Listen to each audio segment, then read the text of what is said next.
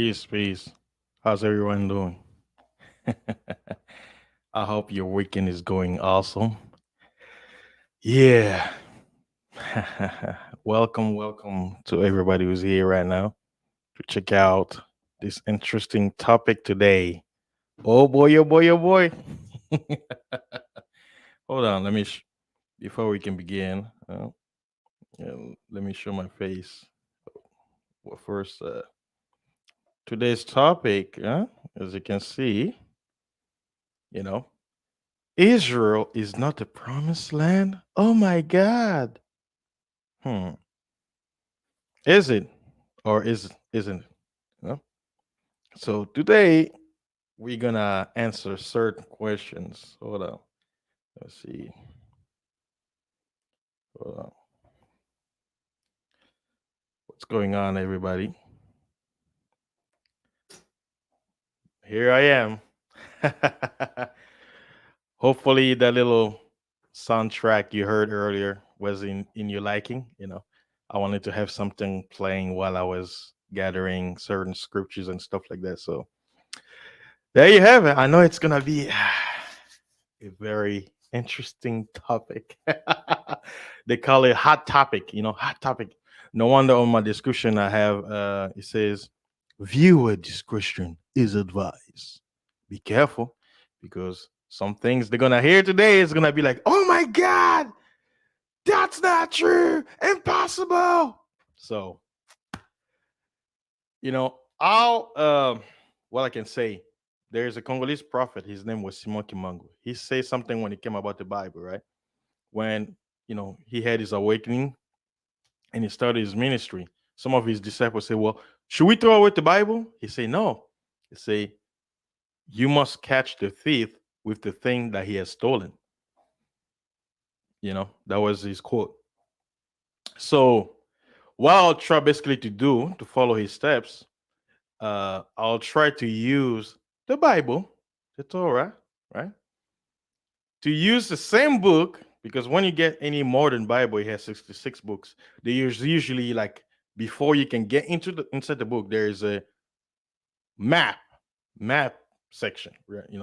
In the beginning of the page and in the back, right? So you can look, quote unquote, ancient maps, right? And you see the name. Oh, okay, Galilee, Nazareth, and also, right?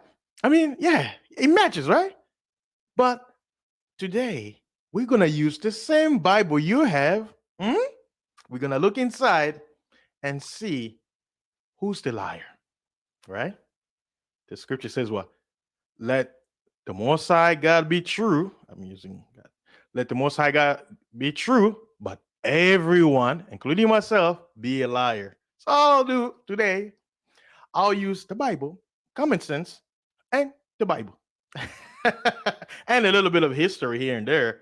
But like I say, viewer discretion is advised because some people's feelings might be hurt today. Because we're just gonna use with the things that they have stolen, and we're just gonna put it back and say, well, it's your writing. You said it right here. It's not me, it's you. No, it's you, me, no, you. So this thing was burning in my mind. I was like, how should I put this? Huh? Because we're living in some interesting times. You know, the truth, it's like a turtle, right? Step by step, right? There is a quote by a Congolese musician. His name is Kofi Olomide. He says, Lokuta eyaka na sincere, me verite ye na escalier pe ekomi. So to translate, he said, a lie comes up faster through the elevator, right? Right? But he says the truth takes its time through the steps and will reach its destination, basically. We'll reach it sooner or later.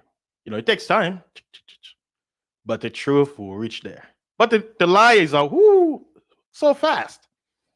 So, like Simon Kimon said, you catch the thief with what he has stolen. How would you know what he stole if you don't catch him with the item that he stole? So today Let me show you. The topic at hand is why Israel is not the promised land. Why Israel is not the promised land. So, you know, for the viewers out there listening, you probably have an idea. You say, well, what does fasting mean? What what do you mean, right? And to those who are part of the Hebrew Israelite community, they'll be like, well, wait a minute. What are you talking about? We have the evidence in history. I'm like, it's okay. Calm down, my brothers and sisters. Just calm down. I know you guys, love history, love research. So don't worry. This is actually going to help you see something greater and bigger than ever before. You're going to be like, whoa, I never saw this. Yeah. Now, before I can continue, first, I would like to shout out to Prophet MIKHAEL Massa. He's a brother who's been on YouTube probably longer, who's been, uh, simply put, he's been speaking on saying that no, the maps they gave us is wrong. When you look at the Bible, everything throughout the Old Testament happened within Africa. It was always inside Africa, nowhere else. You may get a sprinkle here and there when they mention India in the book of Esther, where I talk about the Persian Empire, but almost everything happened within Africa, particularly Central Africa, the heart of the dark continent. But people didn't believe in back then, right? And like I say, research take time. Nobody knows everything. That's the beauty of it. If I knew everything, I wouldn't be here with you speaking. So his finding years ago, right, was leading him in that direction. And when I heard the message, it clicked. Why? Because I was heading towards that direction. And it started to make sense to me. Me coming from, Central Africa, a lot of things, when you start to look at it, it starts to make more sense. Much more sense. Now let me pull up my camera, and I want to say hello to everybody coming in. I want to. I don't really want to rush this, but there's so much to say. I'm hoping I don't reach 2 hours talking about this, and probably later on I'll have an open panel so people can join. But let me remove my camera and let me show you this book I bought a few years ago. I actually bought two copies because one I gave to somebody else to borrow. Hopefully you can see it. See this book? It's called Atlas of the Transatlantic Slave Trade. Right? This is the cover. There's a hardcover and a soft cover. How about the soft cover? This book was published in 2010, and basically, it's a book that gives you the records of the trades and shows you the maps. Right? They collected the original maps, the where the ships were going, etc. And also it quotes like on certain pages, right? It would quote, for an example, let me show you. It would quote some historical writings. There's a lot of reference, right? Because like I say, there are other movements within the West, especially in America, saying that the quote unquote transatlantic slave trade never happened, where there's almost unlimited evidence. And we know those who did the slave trading, they're not gonna give you every evidence. I mean, if they didn't tell you who you are and where you came from, why would they tell you anything else? Why would you expect them to tell you any quote unquote detail that will lead you to the information you're seeking when you don't even know who you are? They don't tell you, okay, yeah, you were working for us, you were our servants, but this is where you came from. They didn't tell you. They just say, oh, you came from West Africa. That's it. Okay, where? West Africa is broad. There are multiple territories. Where? Which tribe? What section? So and so. Who am you see? So that's the book. I want to use this book because I have reserved pictures to show you why I'm bringing up a little bit of history and using the Bible to answer the question why Israel is not the promised land. Let me pick an image. That's very popular right now. I'll show you too. See this? It's showing you the course of the transatlantic slave trade. Look at the arrow, right? Where's the largest number of people coming from? Let me get closer. What does it say? It says what? West Central Africa, right? They've told you West Africa, West Africa, West Africa. Even with that part, they didn't tell you the whole truth. Look, I mean, what's the saying? A picture is worth 1,000 words. So when they tell you, oh, you're from West Africa, they're not lying, but they're not telling you the whole truth. And let me go here. Look at the movements. The arrow is where they're going, right? And let me go down. You guys see that? To the area you call Egypt, Palestine, Middle East. What do you see? Do you see people coming from Palestine being sold as slave all over the earth to the Americas, to Europe, to Asia, to Australia? No. But what do you see? Where is the arrow coming from? Huh? Like I say, truth is stranger than fiction. A lot of people don't like the truth. The truth is so bitter. Like I say, that's why I put the viewer discussion advice. A lot of people are gonna be hurt today. A lot of people are gonna be hurt today. Let me look up another map. There's a lot of maps. You need to get that book. You need to get that book. And just letting you know, more quote unquote slaves were taken to South America than North America. Brazil had more people from Central Africa than any other nation on earth. So a lot of people don't even look at the slave trade that happened in Brazil. They were taken there first in the 1500s. I'm going to show you also another map so you can see over time how many people, like the number of people who are being taken from, let me see. Okay.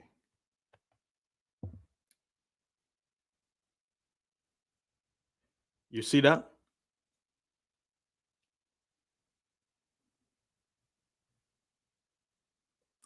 Now, the bigger arrow where it's showing you where the trades are happening, which one is thicker? Which territory is quote unquote the slaves are being taken from and going to where? Huh? Ghana? Senegal? Cameroon? Nigeria? Togo? Benin?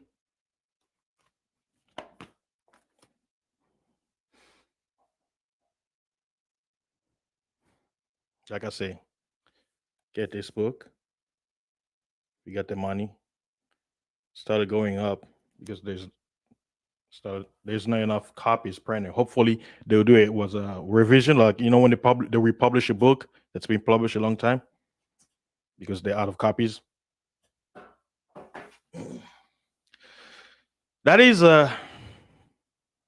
one particular topic I wanted to bring this up before I forget everything. So I'll put the map in the screen so you can have an idea. You see there? So that way, instead of seeing me tumbling and everything, I want to put this image to show you what happened. Please let me remove the banner so you can see the whole thing. Now I'm about to go deeper. Huh? I said earlier, you catch the thief with what he has stolen. They stole the Bible, right? They twist it, turn, do whatever with it. But guess what? The Bible still speaks truth some way, somehow, and it's about to tell us today.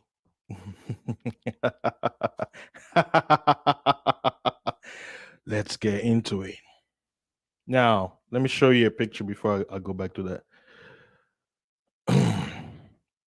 You have today a nation called Israel in a land that used to be called Palestine. It was established in 1948. This is history. And the story was, quote unquote, the Jewish people who've been scattered, who were diaspora. The UN decided, with Europe to bring the quote unquote Jewish people back into the land after the whole World War II. I don't want to get into it. That's politics. But I'm just giving you a background of how this nation was established. Now, there is even a video done by a Jewish journalist where he was going through Tel Aviv and through different parts of Israel, asking the citizens, the Israelis, basically saying, uh, you know, what do you think about the whole Israel thing, right? He was asking the question saying, how do you know this is your land? Like, what's your claim? Who are your ancestors? Who are your fathers, right? And there was one particular Israeli citizen who's actually, the irony, he's from France. He held like it wasn't the Bible, but it was like book. He says, "What's your claim to the land of Israel?" He says, "The Torah. The Torah is my promise." Huh? Now, all of the people listening, if you're quote unquote religious, if you're Christian, Hebrew Israelite, Judaism, Islam, whatever, you understand the whole religious part of things, right? The promise of God, if you're following religion. So, according to the Israelis, right, they're unison on it. Even though, like I said, the scripture says they're forked tongue, tiptoeing, but some even though some of them are from Morocco, Tunisia, Algeria, Jordany, Turkey, I don't want to do anything. I don't want to. I'm just giving you a picture. But they say, oh, you know what? The Torah is my evidence of the promise of Abraham. This is the land of my fathers. Yeah, the Torah, which is the Old Testament, right? The five books of Moses: Genesis, Exodus, Leviticus, Numbers, Deuteronomy. And interesting enough, I'll use the Torah to show you they're liars. Oh boy, oh boy, oh boy. Now, coming back, I'll give you a little bit background of the story, right? So you have a nation that's established proclaiming that they're, quote unquote, the diaspora of the biblical Israelites coming back to their land, the original Judean. And they're telling you the land they call Palestine is the original land that, quote unquote, God gave to Abraham, that his children, his descendants will inherit. And it's a land of milk and honey. It has everything. And it's where the original Garden of Eden was. Right? Right. Okay. Okay. Now, but here's the reality for those of you who know. I've never been to Israel, and I don't even think about planning to go there. I don't even have to. I used to when I was in ignorance, but now I'm like, I don't even want to go there. I don't care. Why would I want to go to there? Common sense will tell you there's always conflict, right? Even though the scripture says that when the Most High will bring back, He's scattered the remnant of His people who are scattered over the earth. When He bring them back to their own land, and when they're united as one, finally, there'll be no more war. There'll be no more trouble. Everybody will be at peace, even their neighbors. Huh? Like I say, we talk about the Torah, the Tanakh, which is the book of the prophets, Isaiah, Jeremiah, all those guys, Ezekiel, right? We're sticking more right now in the Torah, religious part of the scriptures. So watch this. All right, huh? Right? So they say that's the promised land. The Most High said it's the land of milk and honey, right? There's fruitful scenery, forest, wild animals, rivers upon rivers. It says that place never dries up. Why? Because the Most High keeps it what? Green with the waters, His rivers brings life to the land. The land has everything, every riches you can imagine. That's why it's called the land of milk and honey. The Canaanites took over it, but when the Israel came, they kicked them out, but they didn't exterminate all of them, so they became neighbors. but not all of the land was what you call quote unquote control, because like I said, it's a holy land. So throughout scriptures, you see God's people being taken out of the land, being kicked out, returning, kicked back, meaning the diaspora to back to the land happened so many times. Sometimes you feel like the people are coming from somewhere, from one location to another, but no, they started there. And I will use the Bible to prove it to you. So when you hear Israel, what people think, they think this, that flag, huh? And you know, these individuals who represent the nation of it's a country, just like you have France, Belgium. It's a country today. It's named Israel, but the question is it related to the Israel of the Bible? That is a question that everybody should have. And they tell you that Jerusalem is over there. Now, like I say, we will use their own words with the Torah, because they say they base everything with the Torah, right? The UN, everybody, religious leaders you have here in America, most Christian religion churches says what? That's the land of God. We need to support those people. It's the promised land. People go there. But whenever I see every picture related to the promised land, it's a desert. You know what's interesting though? For my Hebrew Israelites out there listening, isn't it written that the Most High says that he gave Esau a land filled with jackals? It's a dry land. You can't grow anything, full of rocks. Doesn't that sound like the modern Jerusalem over there? A land without a safari, without greens, without minerals, but it's full of what? Rocks, deserts, dust. Huh? We need to think here right now. We need to use the brain the Most High gave us, right? Right? Let's put emotions aside and let us use logic and open our eyes and actually see the scriptures as it is written according to them, because they say what? The Torah is my promise. That's what they say. And I listen to it. So, like I say, the Most High said, let the Most High God be true, but let every man a liar. Now, I'm about to start with my first question from the Bible to ask ourselves, is modern Israel the original land that that had the location of Eden being placed there? Let me show you this image. Oh boy, oh boy, oh boy. All right. What do you see there? It's a map. For those of you who don't know, it's the African map. And the focus is more Central Africa. Now, the words Ethiopia unexplored territories, I added that because one of the oldest maps of Africa from like the 1300s, 1200s, even as late as the 1700s and 1800s, had what you call the equator line marked as Ethiopia or Kathiopia, depending on the language. And it says territory unexplored or unexplored territories yet to be discovered. And if you look at today's map, you know what that location is? The Democratic Republic of Congo, previously known as Zaire. And north to it is the Central African Republic. You also got Uganda. You got to the west side of Democratic Republic of Congo, you got the Republic of Congo. And if you go towards the shores, you have Gabon. South of it, you have Angola, Zambia, and then to the east, Tanzania, Rwanda, Burundi. When you look at the map, please tell me, where do you see the desert and where do you see green pasture, where it's green, where there's life? Because desert is what? Dry. There's no life, no water. How can you survive? Right?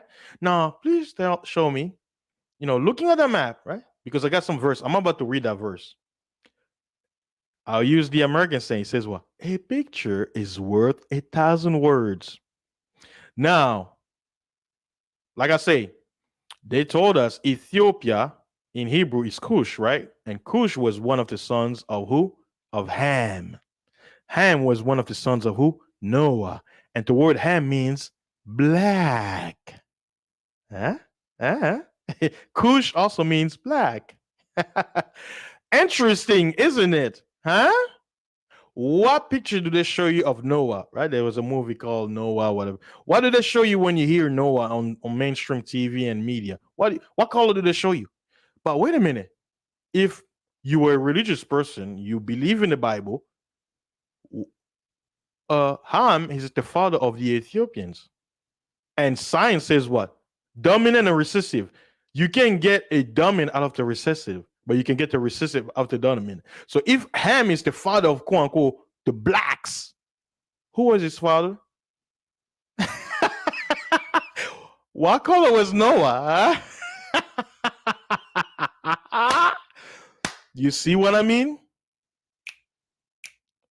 Are you thinking right now? Hmm? We're catching the thief with what he has stolen. Mm-hmm. We're not there yet, but I'm opening your eyes because you have a lot of quote unquote Christians who claim to believe in Christ, following Christ, and this Christ that they follow, what did he say? I am the way, the truth, and the life. He is the way, the truth, and the life. So the question is, why most Christians focus on what? The way, the life, but they forget the truth part. Most churches have the false image. We're not even supposed to have an image, but you put on a false image of Christ. When if you are not lazy and you open your Bible, you'll see that that can be the image of Christ. Not only that, it doesn't matter what image. You're not supposed to do that. That's what Moses said, right? And what did Christ say? That Jesus, you say, you follow? What did he say? He said, hear ye Moses and who? The prophets. I didn't come to do anything to change anything. I came to continue what Moses started. So there's no way, if Christ says, I am the way, the truth, and life, that you, as quote unquote his follower, will miss that one part, truth. Are you really a follower of Christ? Do you follow the truth? Or do you love lies? Because lies sounds good to you. It keeps you at ease. It keeps you quote unquote comfortable. Huh? How many out there actually take time to read and understand what they're believing? Yes. Shout out to the person in the building. I can tell. Okay, Tess. He says yes. Oh, we'll get there. You know, we'll get there. But right now, I just wanted to have that picture so people can see. And now let me go back to the image I had earlier. Now you know where quote unquote Ethiopia is located at, right? Now let's go back to this image. And I marked this area right here. I said promised land of Abraham, using it as a reference, right? Now, if you have your Bible, please go to let me put that verse in the screen because I already have it as a reference. Actually, let me use this one. Yeah. If you can read it, it's in the book of Genesis chapter 2, right? Let's see. Let me read it from my phone since all right. Oh, the Bible is an amazing book. I always tell people, don't get caught up on quote unquote the spiritual aspect.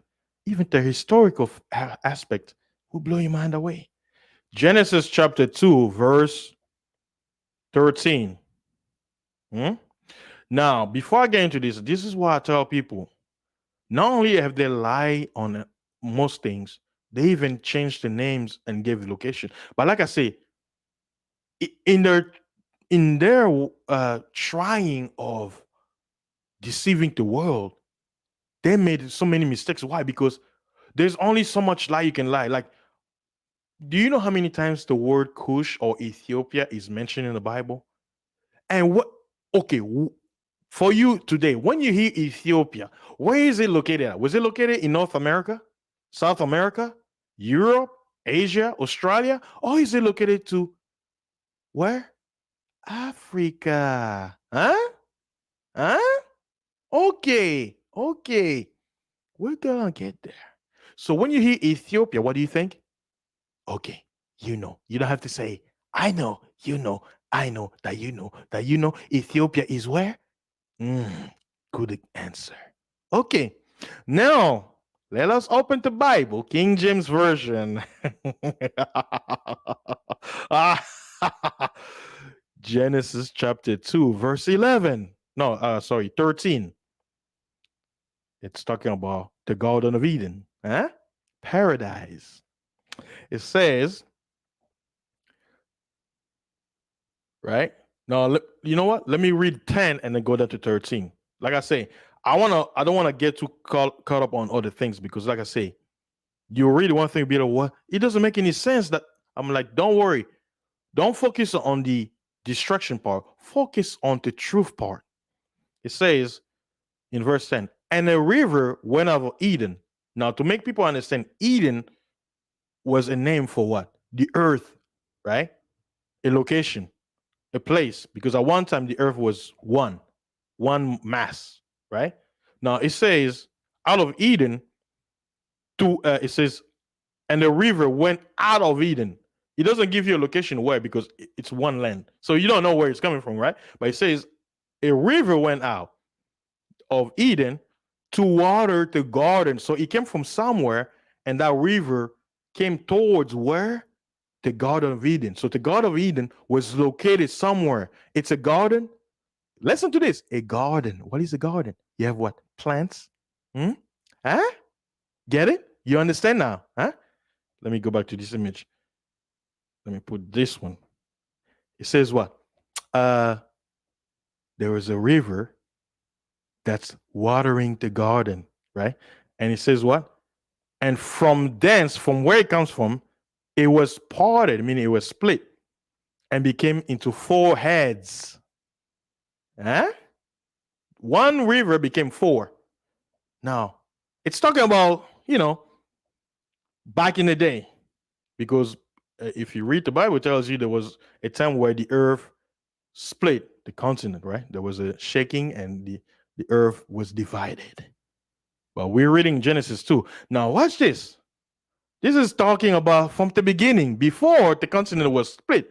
Now, we're going to read in verse 13. This verse should bring anybody listening attention, right? Because if you're about truth, get ready to have your mind surprised and blown away. Watch this.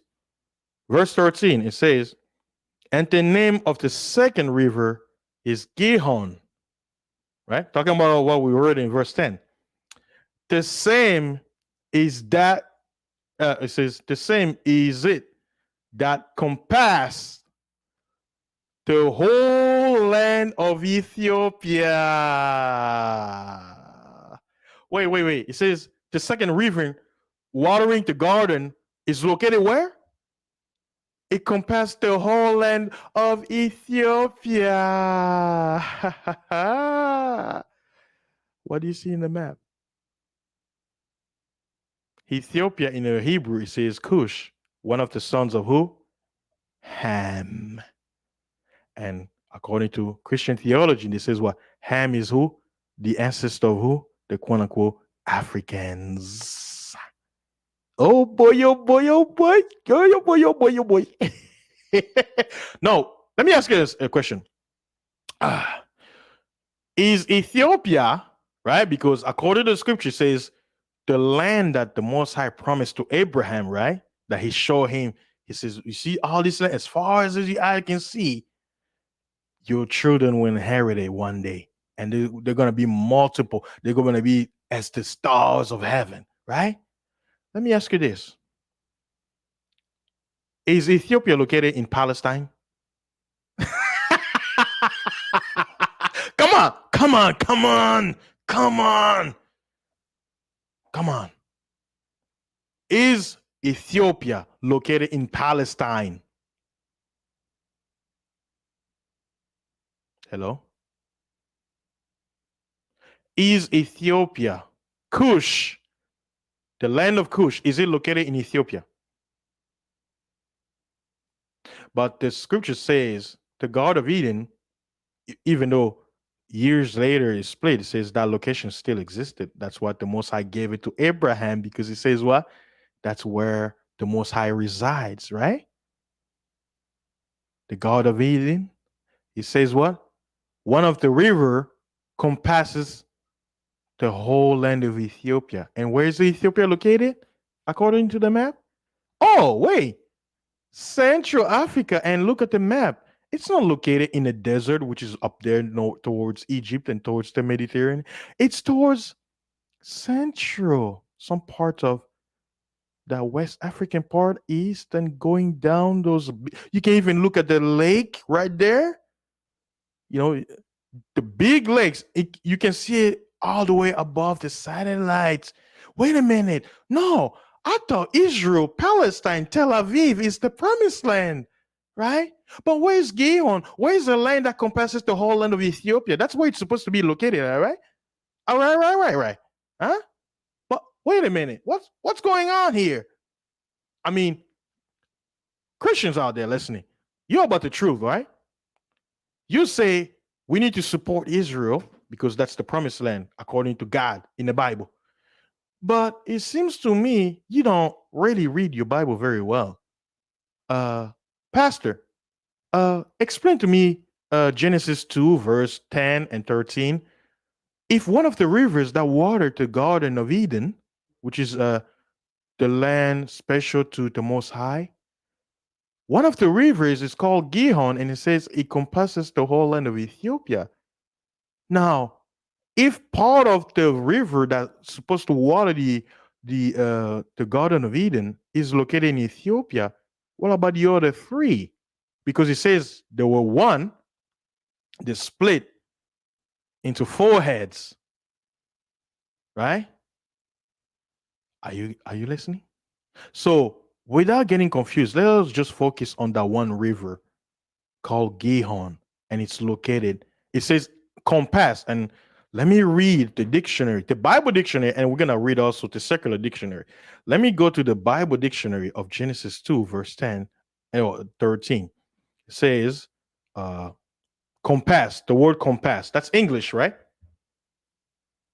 And they have the Hebrew or whatever. Now, what it says to turn about, or around, or aside, or back, or towards, go about or around, surround, and encircle. Huh? Encircle. Now, watch this. Watch this. Let me show you this map, a clear map. What do you see there? You see the Congo River. The Congo River starts in an area called Shaba, goes towards the east of the territories, go north, passes through the equator, and then goes to the west side, going all the way to the ocean. Now, if that doesn't tell you that compass the whole land of Ethiopia, and not only that, the Congo River is the bigger one. Now, let me add from the Congo River, you have Ubangi rivers. And watch this. Do you know that part of the Nile sources comes from the Congo River? They're connected. They're connected by the lake over there in the east towards Uganda, and also the Congo River. You know? Did you know that? Huh? Now, if Central Africa was known in ancient time as the land of Kush for thousands of years, huh? The question is, who lied? It's their own source, right? We're using the Bible. I know people will get, they want to debate. Like I say, we're not looking anything. If you have your Bible, if you're listening to me right now, especially to my Hebrew Israel brothers out there, huh? Most of you have your eyes in Palestine. Yet you say that the devil lied. We can't trust him. But you go ahead and trust him showing you those maps. Do you really think he will show you or he will point you towards the right direction? Do you really think so? If you believe what you say? Simon Kimbangu, a Congolese prophet, said, after 100 years, the people will start opening their eyes. He was arrested, was put in jail for 30 years by the Belgians. Look him up, Simon Kimbangu. Again, brothers and sisters listening, I'm just using the Bible right now. It's not my words. You have your Bible in your eyes, right? Read Genesis 2, verse 13. Focus on that word Ethiopia. Don't focus on anything else. Focus on Gihon. It's a river. It says it's a river that compass, meaning surround or circles the whole land of Ethiopia. And according to ancient map, where was Ethiopia located at? The equator, Central Africa, the heart. Stay with me there. Now, okay. Let me go to a verse in the book of Kings to show you that most of the stories you read in the Bible did not happen in Tel Aviv, did not happen in Palestine. Let's go. The book of Kings, the verses there too. First King 1. Like I say, I'm not using my words. I'm using their own writings, right? The truth, I say, the truth is bitter. It's very, very bitter. Huh? Bitter to the core. Now, let me read First King chapter 1. And let's go down to verse, I believe, going down to 22. Now, for those of you who don't know, the book of Kings is a record in the Bible that talks about the kingship or the kings of Israel, right? The kingdom of Israel in the Bible, the Israelites. Now, let's start with verse 23, and it's talking about the last days of King David, right? Everybody knows the story of David, right?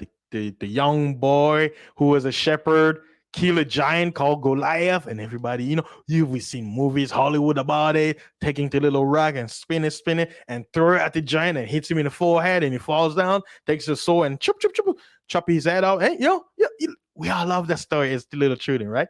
For those of you who are Christians and the stories of the Bible, right? You love David, the young boy. I'm strong like David, huh? Yeah. Mm-hmm. Was he in Palestine? Let's find out. Okay. Let's see. All right. Let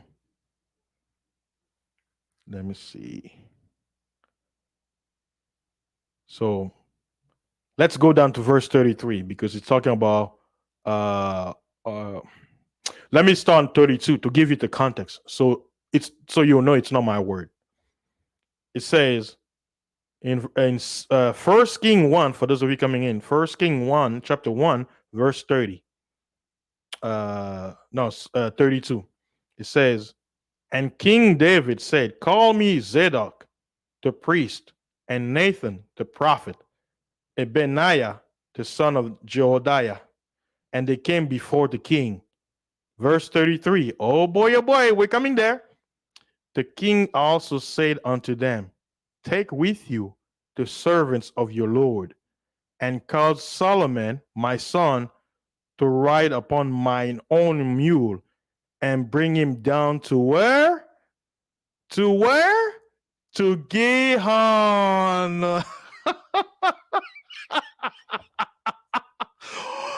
David told the high priest to bring his son, who's soon to be king, to put him on a donkey, right? Mule, yeah, mule. I think what it's a half a donkey, half a horse. Let me see, I forgot. Yeah, it says, and bring him down to where? The river Gihon. And what did we just find out earlier today? A few minutes ago. Where's Gihon located at? Come on, you can do it. Where is Gihon located at? Where does the river Gihon compass about? Oh, oh, oh! Wait, what? Gihon is where? And King David had his son walk on a mule to be announced as king by where? Where is the Gihon? Oh, you don't say.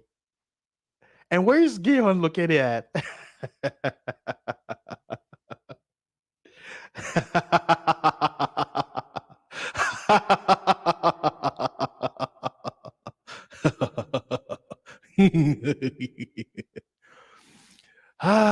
You know, the truth is beautiful. You know, we all read these passages, the stories, but we never really read to understand and see with the, you know, the scriptures talk about let the Most High open the eyes of your understanding. Our eyes wasn't already open because we should have seen this years ago, right? Being an African, we should have seen it. We're like, wait a minute, they're bringing out this book, but it seems like everything in there, it talks about Africa. But they tell us it's a desert over there in Palestine, a small, tiny land. I don't think it can fit the multitude of the children of Israel. And the land of Canaan, he says, well, it was a big, big land, and it was what? Fruitful. That's what the Most High say. He says, what? That land I gave it to your fathers. You need to go there and take it. Go there and take it. And what did the Israel do? They did. They went there. They were supposed to get rid of all the people who took the promised land. But you know what they did? They left some of them. And you know where you find the Canaanites and everybody else? In Africa. You don't believe me? Okay, I'll show you. Let's go to the book of Genesis. We're staying in the Bible. The book of Genesis, chapter 10. Oh, yes. The book of genealogies. Starting in verse 6. I'm just gonna stop in that verse and just let your understanding understand. It says, and the sons of Ham, Cush, Ethiopia, and Mizraim, who later on the land, he occupied the land they called Egypt or Kemet, Kamata, Food, who's later on became the possessor of the land you call Libya. But when you hear Libya, you think about modern Libya. No, it would look different back then, right? It went as far as what you call Morocco and all those land coming down to Mauritania and all that stuff. Algeria, all those area. Yeah, there were once upon a time that whole area was called Food or Libya, right? And it says, and who? Canaan. Now, watch this. Logical speaking, they're brothers. So if Mizraim is in Egypt, and Food is in Libya, still in Africa, Cush, Ethiopia is where? In Africa. Let me ask you this. What would Canaan be? Common sense. What will Canaan be? If all of, theologians, they say what? Ham is the father of the Africans. So if all of his brothers are living in the same area, what would Canaan be?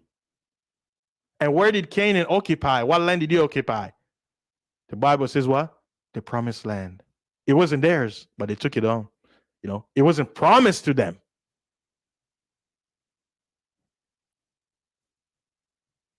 I'm not saying it. The Bible is.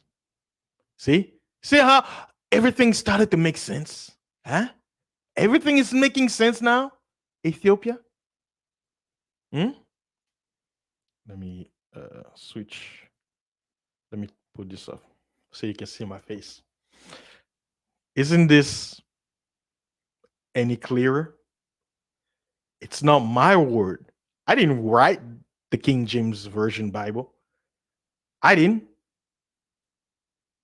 I was born in the 80s. I didn't write any Bible. No. But the people who brought the Bible to Africa did.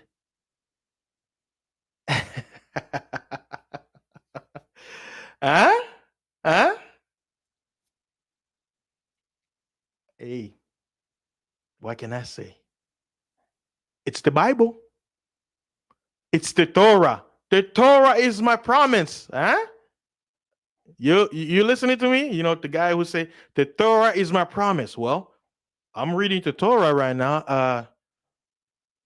The Torah is saying, "Sir, I beg your pardon, but you are at the wrong location from what the Torah says.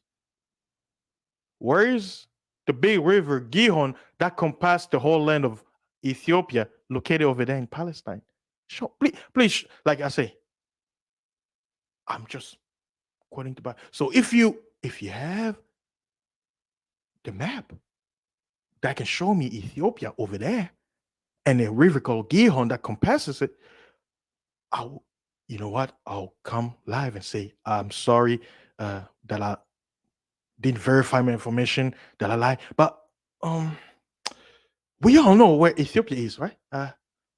It's not in Palestine. It's not in Syria. It's not in Iraq. It's not in Middle East. Where is Ethiopia? You see how I'm keeping it simple. Like I haven't even dug deep into the, I don't want to go too scholarly and be like, I'm a genius. I got books here. No. All I'm doing, I'm just using the Bible's own words and a little bit of history, sprinkling here, like a chef, putting a little grits, sprinkle some Italian spice, onion, and throwing, mixing the sauce a little. I'm not even going deep. I'm not even frying no fried chicken. No, I'm just sprinkling, getting the food ready, mixing the sauce and everything before I can put it in a bowl. That's how I'm doing right now. The fire is still warm. I mean, I haven't even lighted the fire yet. We're just sticking with the Bible.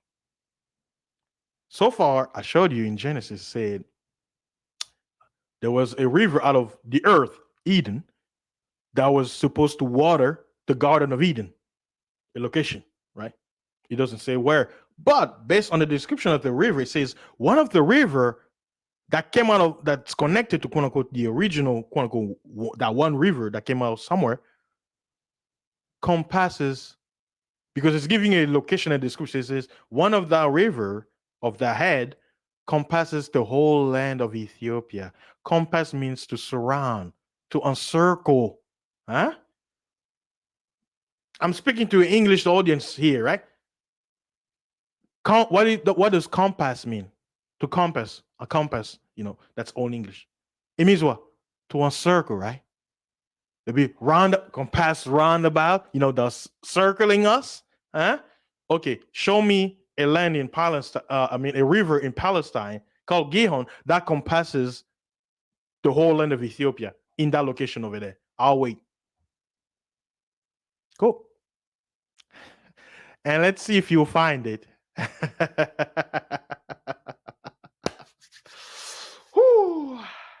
What do you think? Is the Bible any clearer? Huh? Let me show you the map. Huh? Look at that. Old school map. It says what? Modern Ethiopia was never called Ethiopia. They called it what? The Empire of Abyssinia. Modern Ethiopia is a fake one. So to my quote unquote Ali Selassie fans and Rastafarian, you were duped. You were deceived. They lied. It has nothing to do with Abyssinia. It has nothing to do with it. Show me Gihon. Show me a river that encompasses that land over there. Yeah, you won't find it. It doesn't exist. Uh-huh. Yeah, the Nile passes through it, but that land was never called Ethiopia, and there's no river that quote unquote encompass the whole land. No. But watch this. Look at Central Africa. You got the Congo River. Ah, oh yeah.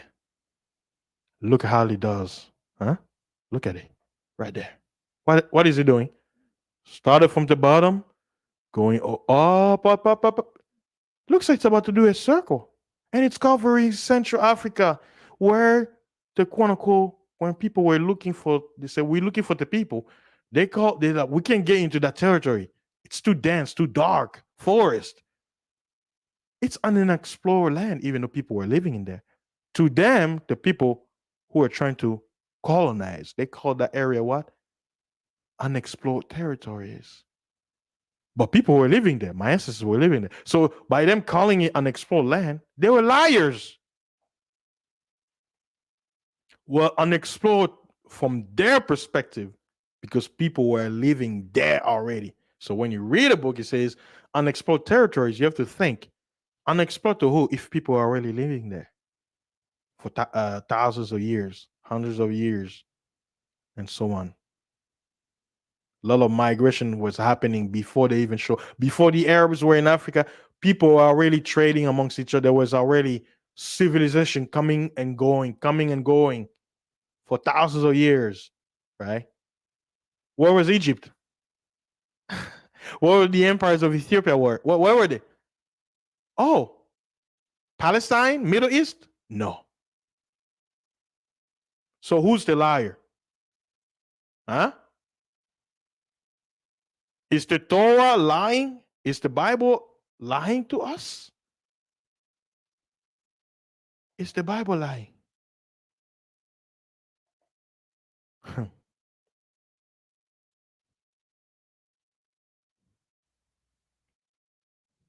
Hmm? Let me show you a different map. Oh, okay. Yeah. Now I'm about to go to something very interesting also. We talked the title of the show says what? Let me go back to it again so you guys can see. Why Israel is not the promised land. Huh? Why Israel? So when you think of Israel today, who do you think? That. This is the Israel you're thinking of. That. This is the Israel you're thinking of with the quote unquote made up language. Just to interject certain fact, do you guys know that 80% of quote unquote modern Hebrew is actually Arabic? A Jewish scholar came up with that language they're speaking right now. So even their own language is based on a lie. It has nothing to do with the ancient language. But because it's quote unquote a Semitic language, the world has accepted it as Hebrew. It's not. It's Arabic. Look it up. You have smartphones, don't you? Huh? Okay. Let me go back to this map. And let me remove the banner. I can't believe I already spoke for an hour. That means there's a lot to say. We might be here for a few hours, but I don't want to do that because I know most of you probably don't care about listening. It's too much. Like I know it's too much truth. So uh, let's get into this now. Everybody listening, if you're familiar with the Bible, you've heard of Abraham, right? The ancestor of the quote unquote Israelites, the Jews, huh? The Judeans, because the empire was split into two. The kingdom, you had one nation called Israel that had 10 tribes, and then the other one was called Judea, which had three tribes. But the tribe of Levi was not considered a tribe because they were part of the priesthood. So only Benjamin and Judah counted, right? And then later on, the Bible says that Dan, because of what they did, they were no longer counted as one of the 10 tribes. Hmm? So let's go to the Bible in the book of Genesis, chapter 13. Genesis chapter 13. Hey, everybody listening, right? Do you have your Bible? Uh, Hold on one second. Let me pull up that verse so I can put it on the screen because I think it is necessary for you to actually see it on the screen so that, like the most I say, let let every man be a liar and let the most high be true. And brothers and sisters, when you see this verse, that's why I say you gotta read the King James Bible. That is the best translation ever. Don't let anyone fool you. Let me put it in the chat and I'll post it in the screen so you guys can see it. You can read it together with me. Huh? Let's see. Let's read it all together slowly. It says, and Abram, that was before his name was changed to Abraham. Abram went up out of Egypt, meaning he got up and he's about to leave Egypt, right? To get out. It says, he, Abraham, his wife, Sarah, and all that he had, because he was very rich. He was a wealthy man. Now, he's taking everything he's about to get out of there, right? It says, Abraham went out of Egypt, went up out of Egypt, he and his wife, and all that he had, and Lot, Lot, his nephew, with him. And where were they going? Where was the direction they were going? Into the south. Where? Into the south. Where? Into the south. South side. South side. South side. What? What? Okay, watch this. Let me remove. Look at the African map. Where is Egypt located at? Come on, those of us who know geography. Where is Egypt located at? Hmm?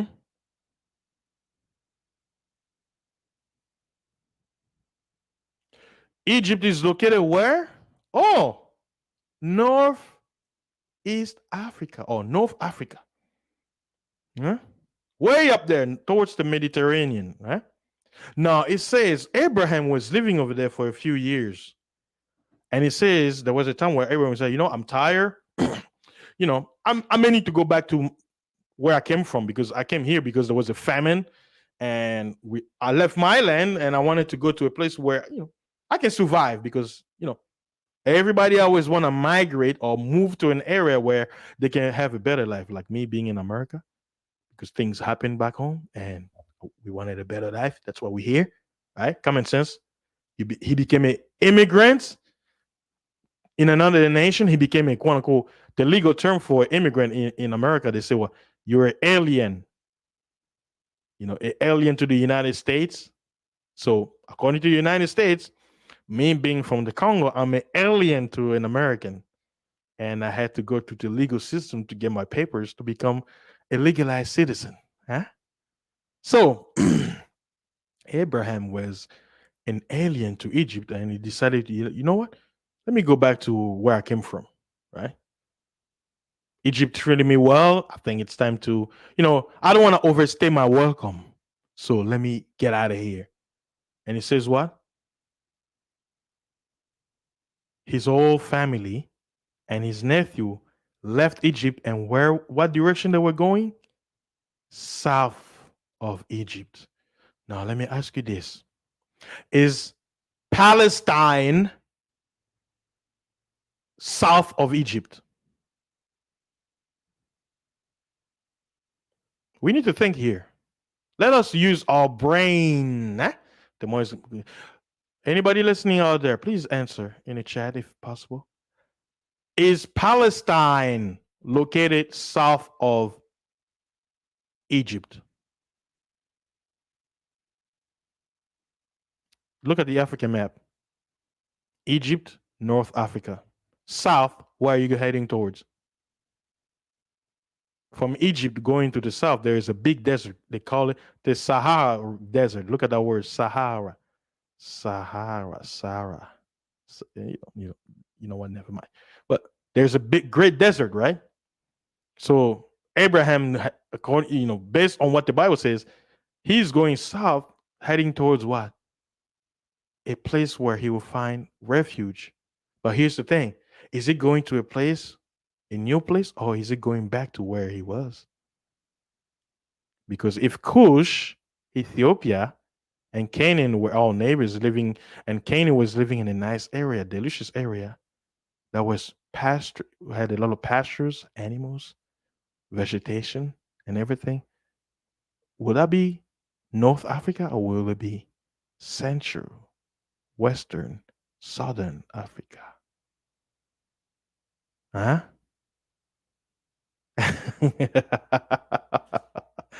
Like I say, I'm just using the Bible. You know, I'm using the Bible. I'm using the Bible. I haven't even gone to big history, artifacts, and everything. I'm just using the Bible. So I'll ask again, who is the liar? The Torah or the UN? Who's the liar? The Torah or the theologians? Who's the liar? The Torah or the rabbis? Who's the liar? The Torah or man?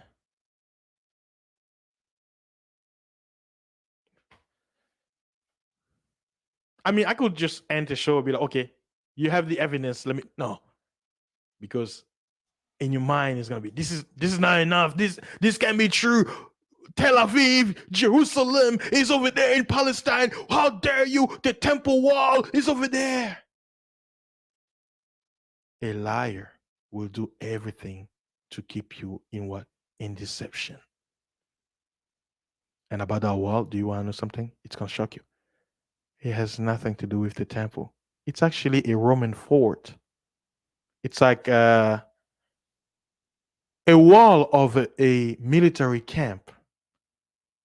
After well, according to their history, after the Romans left, that was the evidence left that the Romans were there. A fort. For those of you who are military who understand military term, you know what a fort is, right? FORT. Hmm? So please tell me, is that really the Jerusalem of the Bible? But wait a minute. Where did King David get his son Solomon to become king? Which river did the prophet Nathan walked Solomon on top of a mule? Where is it looking at? Oh, what is the name of the river again? Gihon. And where is Gihon located according to Genesis 2, verse 13? Gihon compass and circles surrounds the whole land of Ethiopia, the land of Cush. The Bible. In the Bible. I know. I know. It's too good to be true. It's impossible. You don't believe it. But it's in the Bible. I didn't say it. Cush, Ethiopia. Where is it? Is it in Palestine or is it in Africa?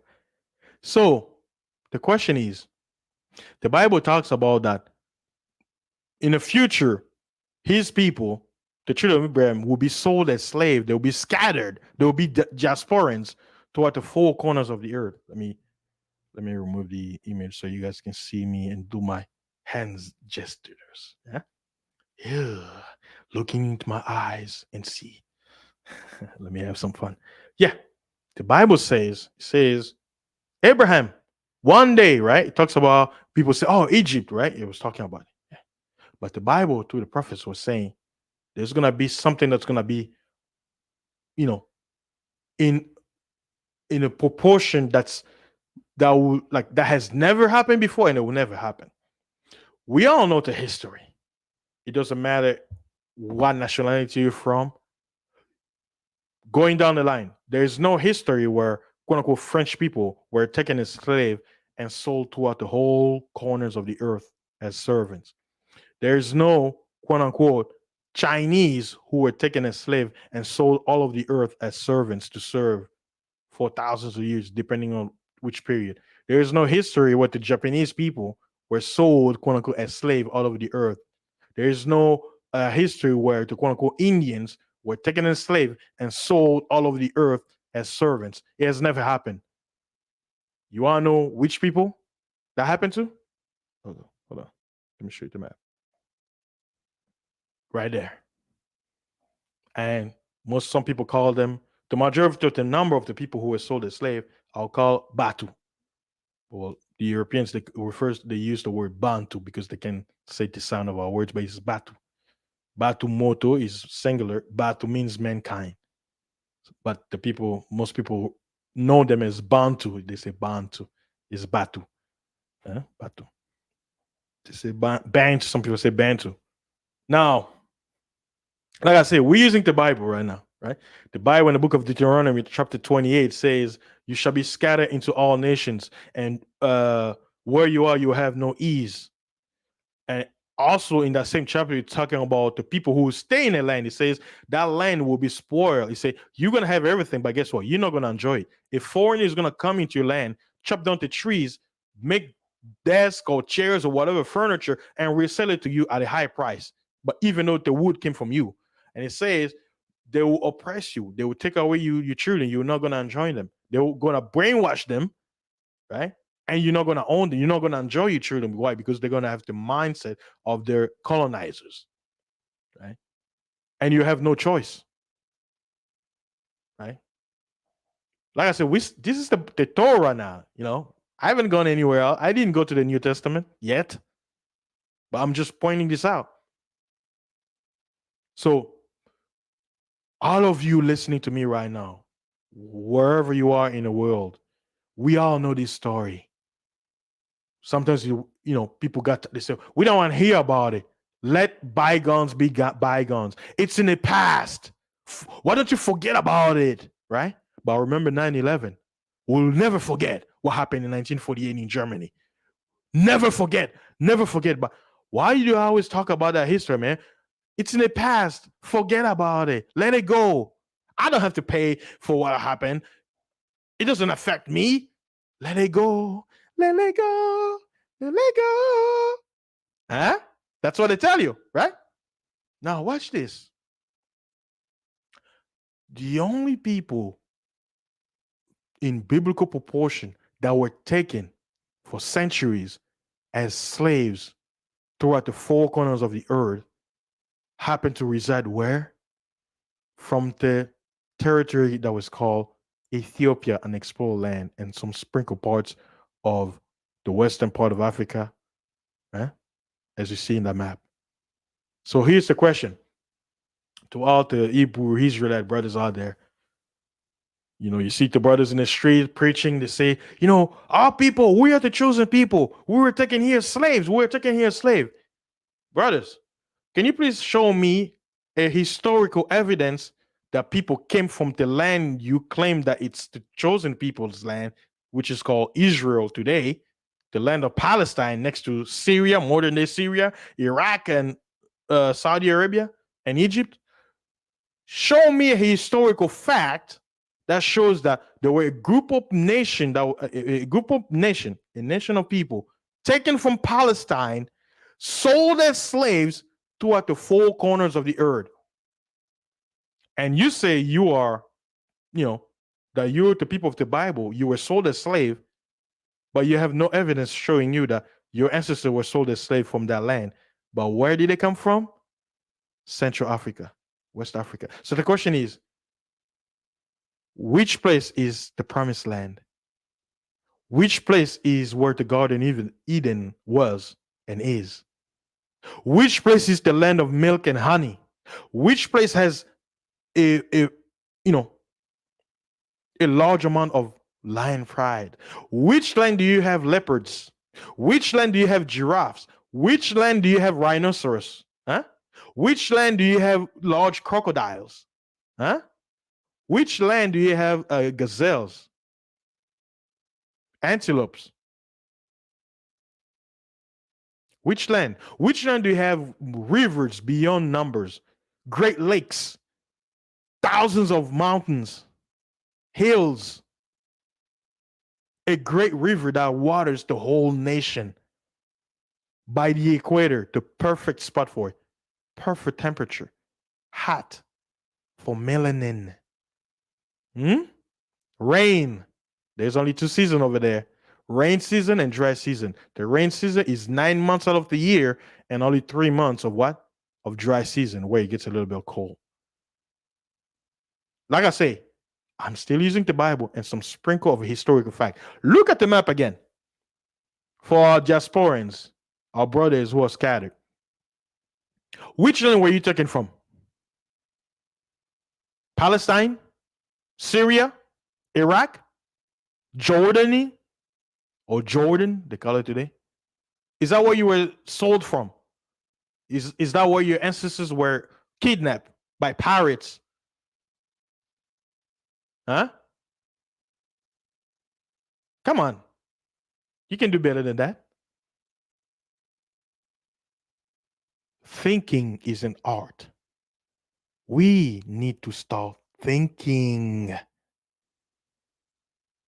Just like the propaganda that's happening right now, the people are not thinking. We need to think. A, a picture is worth 1,000 words. 1,000 words. That's an American saying. That's not my saying. Now tell me, do you think these guys don't know what I'm telling you right now? Do you really think these great, powerful men are ignorant of this information? Do you really think these are very smart people you're seeing right there? Very wise, very well studied. Prime Minister Netanyahu, he's no joke. He's very smart, very, very intelligent, very well studied. And you see a rabbi next to him, that's a well studied man. He knows the Torah probably better than me. I'm just a regular citizen like you. I didn't study like the rabbi. Come on, man.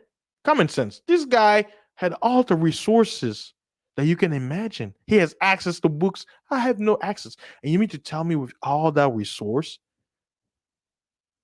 they lie? They cannot tell you the truth?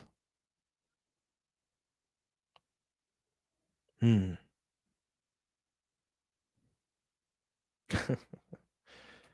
Again, let me show you the picture.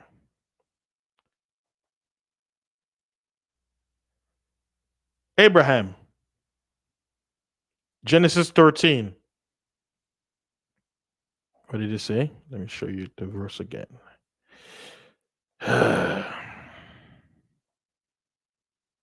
me show you the verse again so you can see. There's so much to talk about this topic. I don't want to dive in too deep because we're going to be here for hours.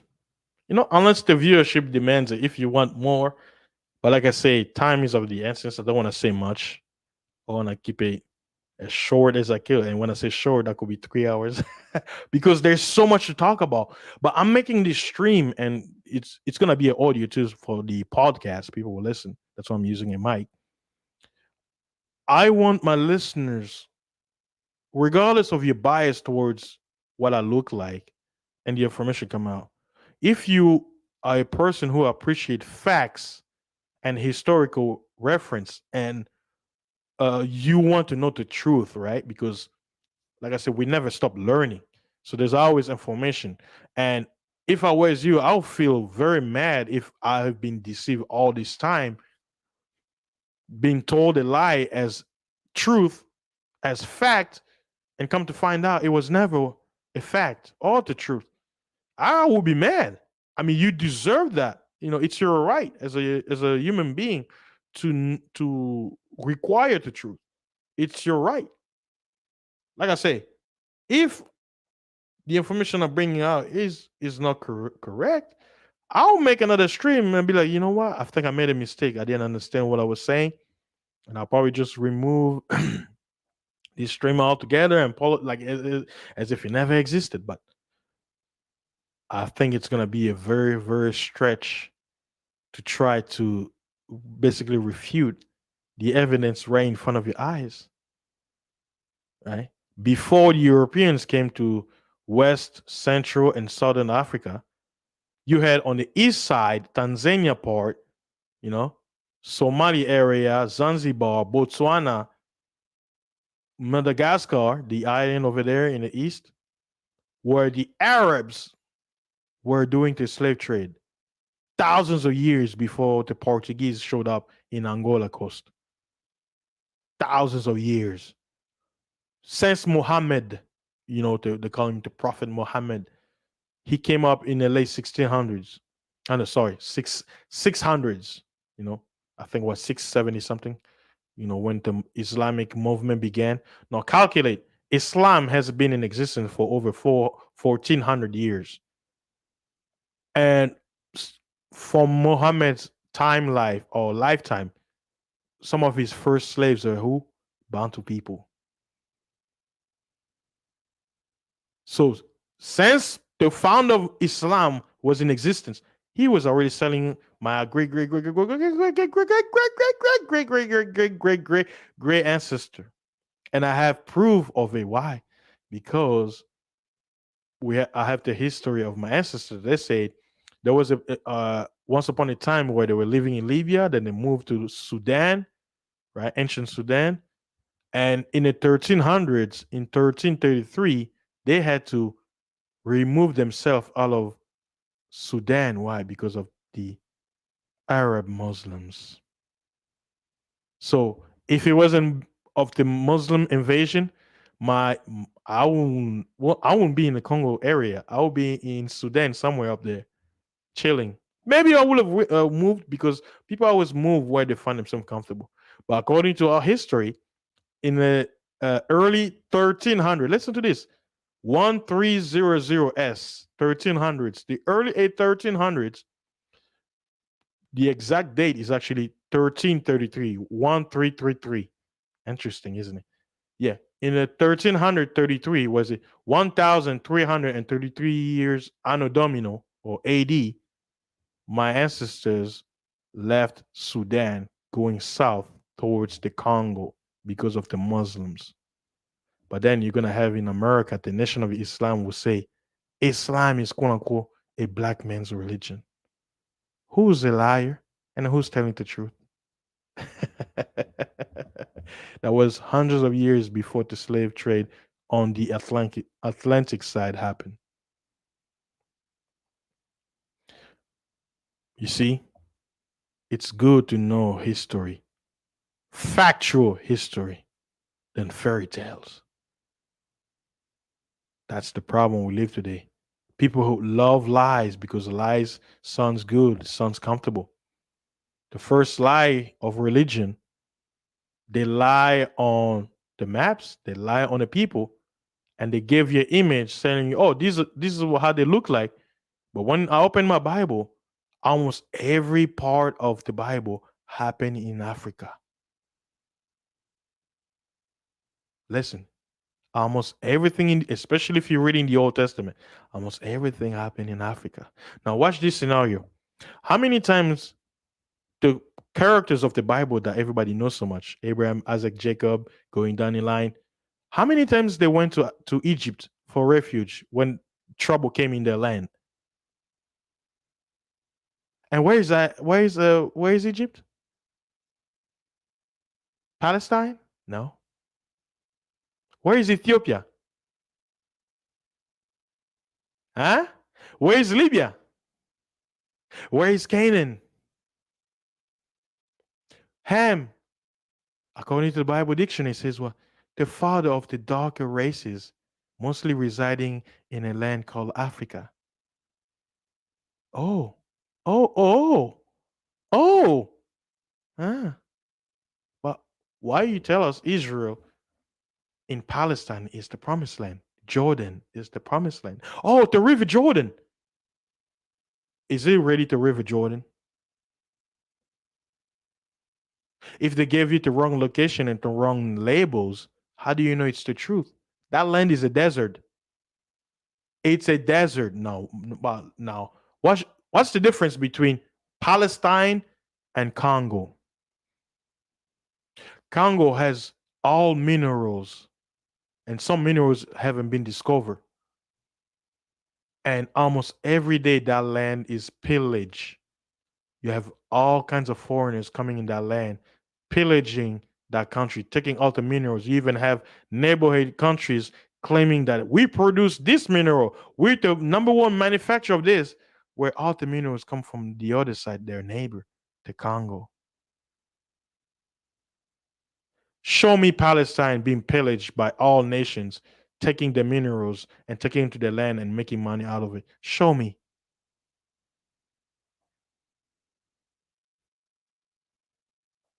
Show me. Show me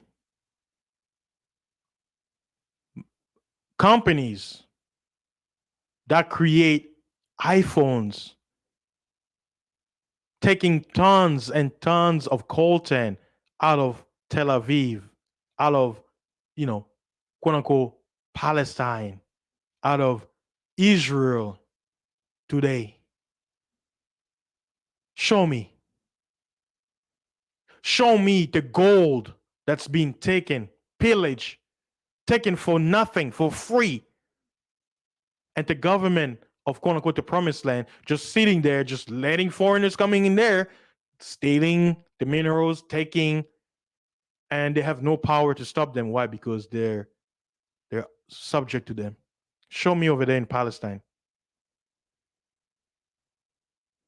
Show me in Palestine where if you spill seeds on the ground and the next day the seed starts to bud, it starts to grow without being on the ground. Show me that. Show me that happening over there in Palestine.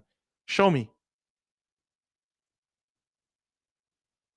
Show me the vegetation, the green pasture, rain all year long. You know, the scripture says his land is water upon. You know, that land can never dry up because the Most High set it up in a way where water will always, you know, keep it green. Show me over there in Palestine. Show me. Show me. It's not about talking now.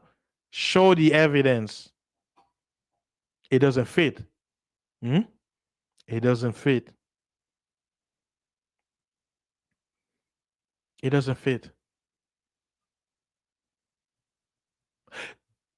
Common sense should tell you there's no way Congo will have all these riches, have everything available, the real land of milk and honey, green pastures, animals, lions, all the animals the Bible talks about, have all of that and not being the promised land, and then have quote unquote Israel, Palestine being declared by the whole world as the promised land and have nothing to offer to the world.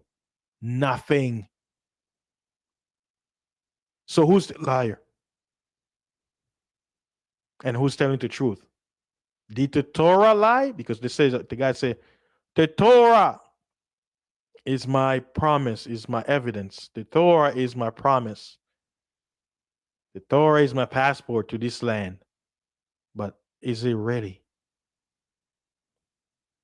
Let me show you again the map of the transatlantic slave trade.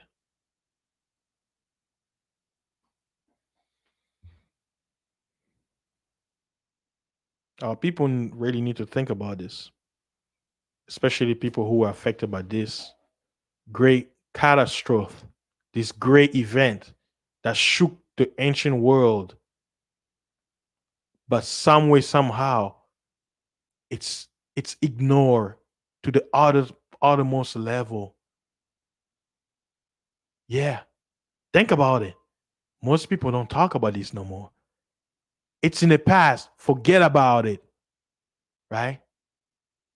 Why should the children pay for what their fathers have done? Do you read your Bible, Mr. Christian? Do you read your Bible? What does it say about the sins of the fathers, the ancestors? Till what? If the children don't change, what happens? So, how do you keep a people in perpetual weakness against their God so that the enemies round about will keep taking advantage of them? being, you know, out of sync with their creator. With everything they have, they're poor, the poorest. With all the riches that land have, they live poor. But watch this. Palestine, Israel, receives everything from the whole world, grants money. That nation stands because the United States and Europe, especially Germany, funds it. They keep that nation alive. Look up the research. Do you know how much money the United States sends over there? All nations, they you know, how much money, let's put government aside. I don't want to get into politics. How much money have the churches sent over there to the quote unquote God's chosen people, to the land, the promised land? How much money have the churches in America, all over the world, have collected to send over there to support, to the advancement of the Israeli nation, under the pretext that that's the promised land according to the Torah? Huh? But what did I show you earlier? What did the Torah say? What did the Torah say? It said King David told the prophet to take Solomon, his son, put him on a mule, and lead him on a parade next to what? The river Gihon. And where is Gihon located at? Ethiopia.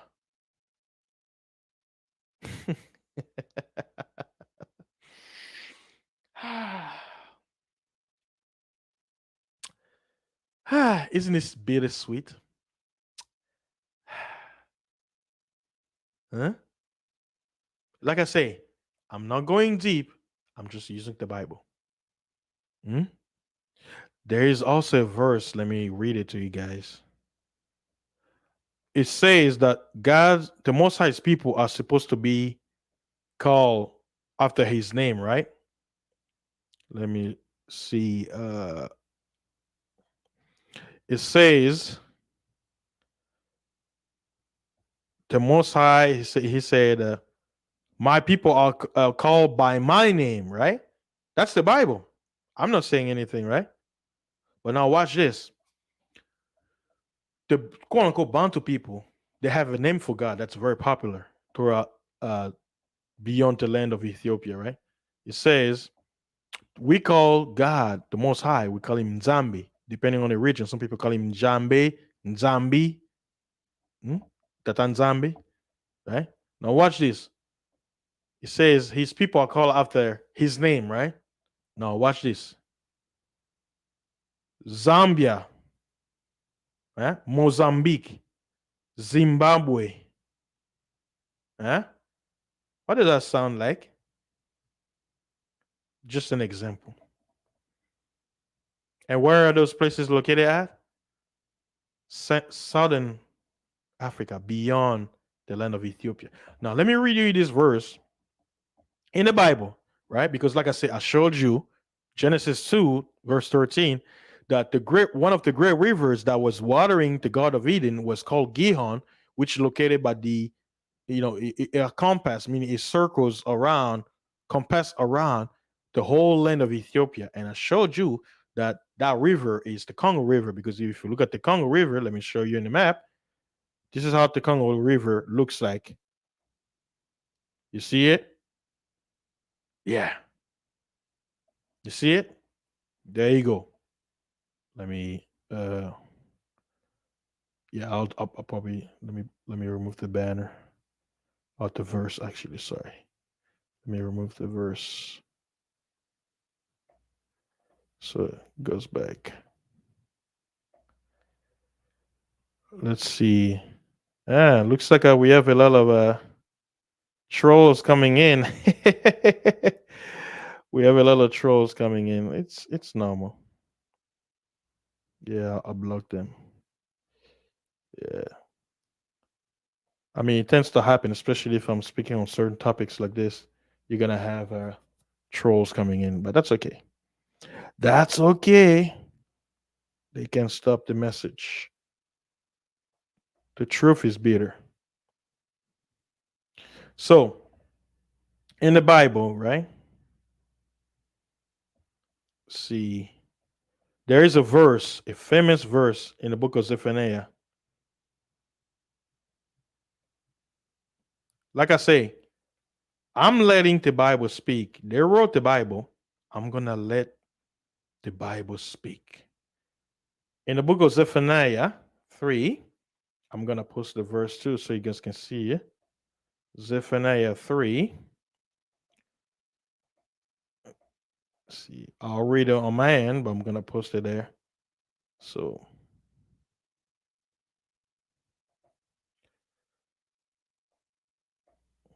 I'm doing, this is freestyling. I don't have anything set up, quote unquote, um, a script. No, I'm just freestyling. I had all the verses ready, but I'm freestyling, moving from left to right and stuff like that to give you guys the information.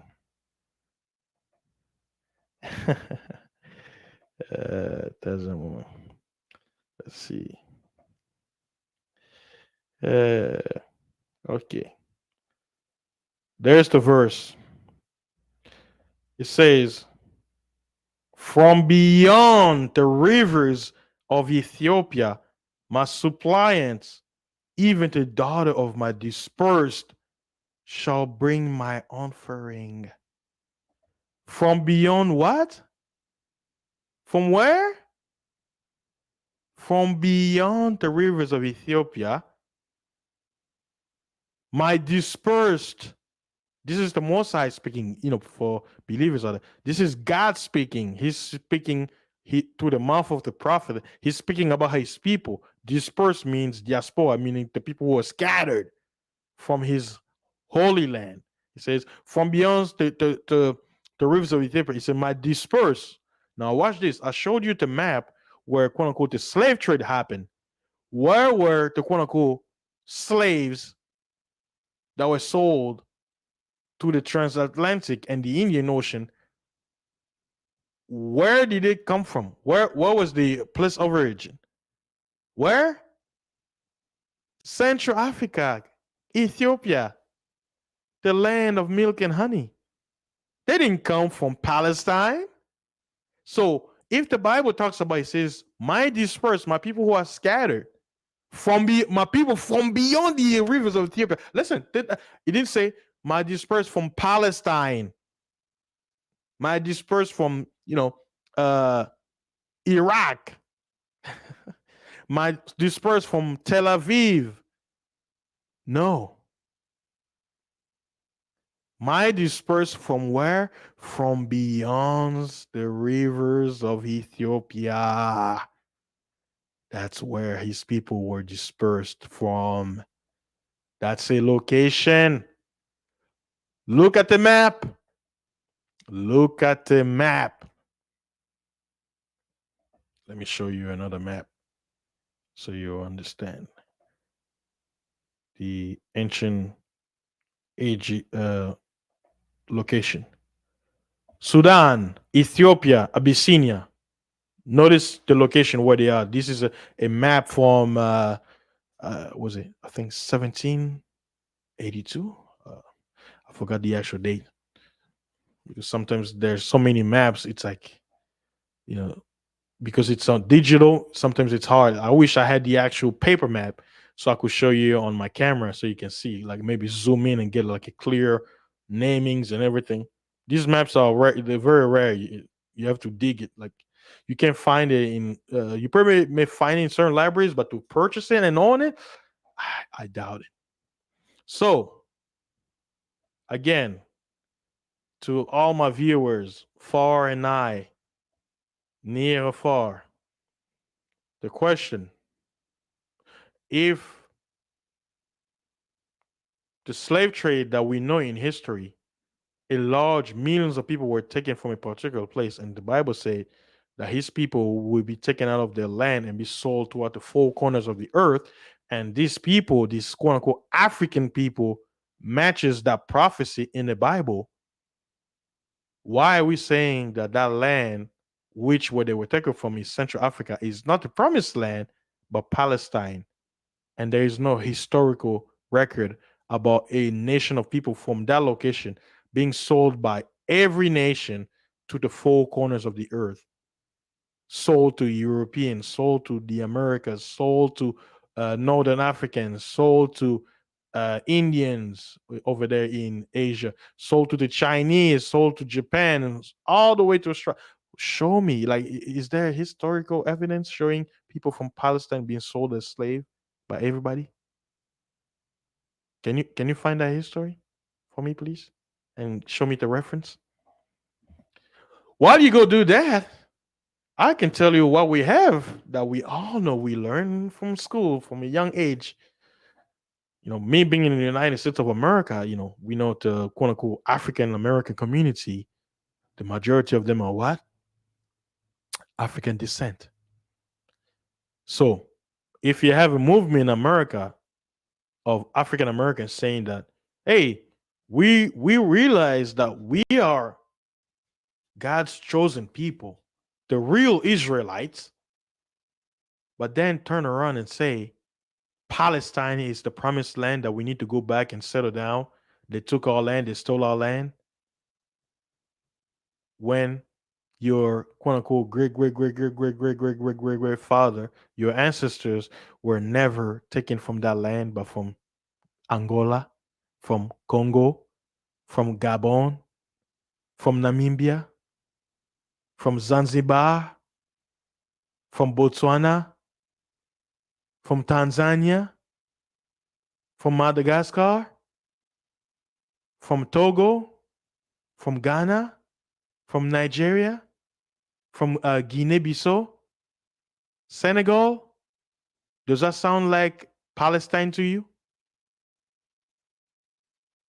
Like I say, we need to start thinking. And our love for my fellow African American brothers out there who are listening, start thinking, because remember, when they say West Africa, it's also a deception. Look at the African map. When you look at Africa, I don't know if guys can see the arrow, um, because sometimes some stuff cannot be shown. I wish StreamYard had a way. Uh, I don't think you guys can see my arrow. But looking at the African map right there that you see on the screen, you see where the arrows are coming from, right? So when you hear West Africa, most people, you know what they see? They see the part of Africa that sticks out. Most of them, that's what they consider West Africa. But wait a minute. If Africa is a whole, West Africa will start all the way up there by where Africa touches Portugal, going all the way down on the coast, all the east side coast of the Atlantic. That's all West Africa. Stop having your eyes on Ghana, because that's the minute people where they came from.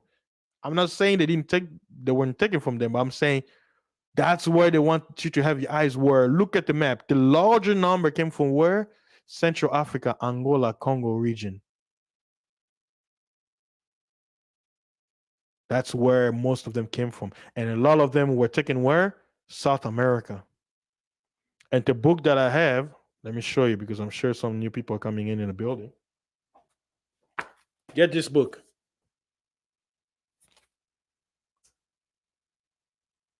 Let's see. Atlas of the Transatlantic Slave Trade, published in 2010. Get yourself a copy. And in this book, when you read the map, what it shows you that Haiti, I'll say over 90% of them are Congolese people. That's what, even the music is similar to ours.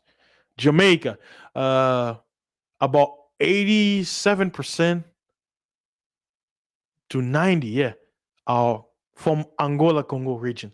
Uh, the islands, the Antilles, Guadeloupe and all those islands. Uh, Even go to Colombia, 80% Congolese. Because the way I explain people, this is how they were doing it. They would take people from one area, take them to a station. It's like taking goods from one location where it's produced, taking it to a distribution center, mix match. Say, okay, So when the records are saying, "Oh, this dude came from Ghana," from you think, "Oh, that's what." No, no. Remember, the deceiver is a lie. He's not going to tell you that. He's just going to say, "Oh."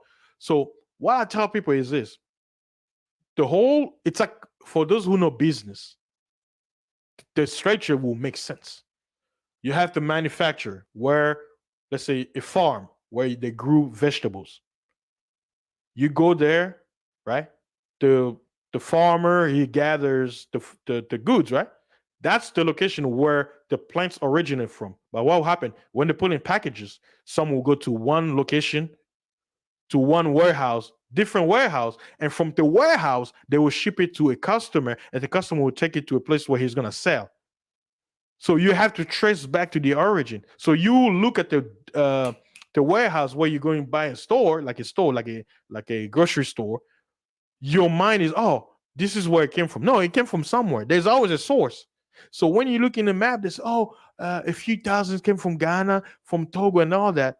You're thinking all those people came from Togo. No, there were processing centers, especially in Senegal. Ile de Gorée, look it up. Processing center. They'll bring slaves from Central Africa, the coast, bring them there, process them. Some will stay there. And this is what they were doing. This is, I learned that years ago. If they're here, especially Bantu people, if they're here, you speak the same language, they split you up. But the beauty about the Bantu language is it doesn't matter what tribe. Our language are similar compared to other African languages. All the dialects, they don't have nothing in common. But all Bantu people, whether like in Congo, if I'm Congo, Muswahili, somewhere, somehow, you're gonna hear some words that are gonna be similar. So we share a dialect in some way. So that regardless if I don't speak Swahili or Kikongo, I speak Lingala, but I'll hear someone who's a Bantu be there, he will see something, I'll be like, hey, we can relate to each other. That's how some of our ancestors who were taken, they were able to communicate regardless if they didn't speak the same tongue. That's what they were doing. So there's so many factors, but I'm using commerce to give you kind of like an idea, so that when you look at the map, this map,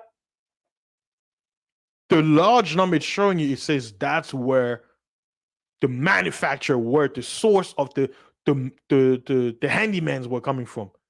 But then when they were spreading them, the Portuguese started first. When they were spreading them, they were taken to different processing center to disperse them, whether going to Europe or North America, Central, the islands, the Caribbeans, to South America. That's how it was happening. Now tell me, doesn't these people fit what the Bible say will happen to his people? They shall be sold. You shall be sold unto your enemies, and no man shall buy you, which means redeem you. You shall bear a son, and you will never enjoy him. Why? Because he's going to be taken away by your quote unquote slave master to be done with whatever.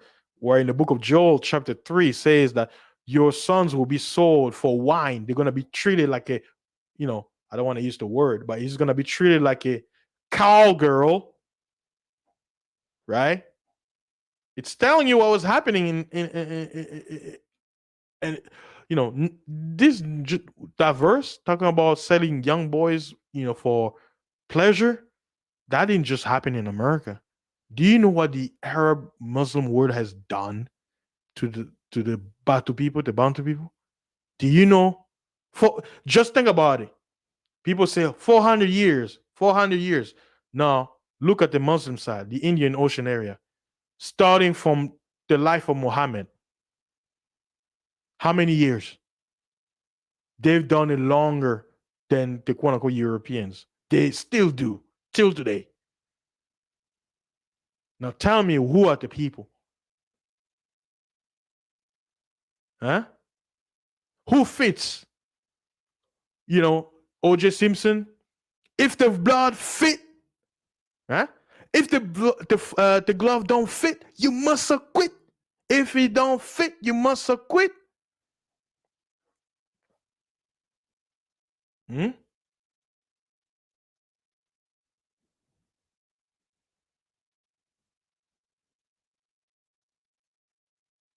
I mean, I can go on and on showing you with the same Bible, you know.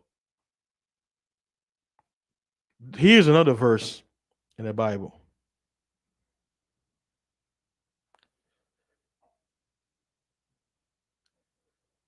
Let's see. Let me see. And even the word slave, I always tell people, the word Slav is it's a name of a European ethnicity, the Slavic people. Throughout in history, there was once upon a time that nation got conquered. It's a European nation. For a few hundred years, uh, it's like the word Slavic became like a byword. Uh, how should I put this? It's like the name of their ethnicity became like an insult. So when they say Slavic, they say, "Oh, those people who always do dirty work," right? Like here in America, there's like a derogatory word where if someone they say, "Oh, I'm Mexican," there are a prejudice idea that comes up. For those of you who live in America, you know what I'm talking about. So the Slavs, because they were conquered once upon a time in history, and they got taken over, abused, and whatever. So the word slave was synonymous with the Slavic people because slave comes from the Slav, but the actual word is servant. So when you hear the word slave, it just means servant, someone who's serving someone, regardless if he's getting paid or not. Now, people say, well, everybody sold slaves. I'm like, of course, everybody have employees, but there is only one group of people who were quote unquote employees for everybody for centuries that were sold. Historical records. Like I'll say, show me in history where you had Chinese people sold to everybody all over the world.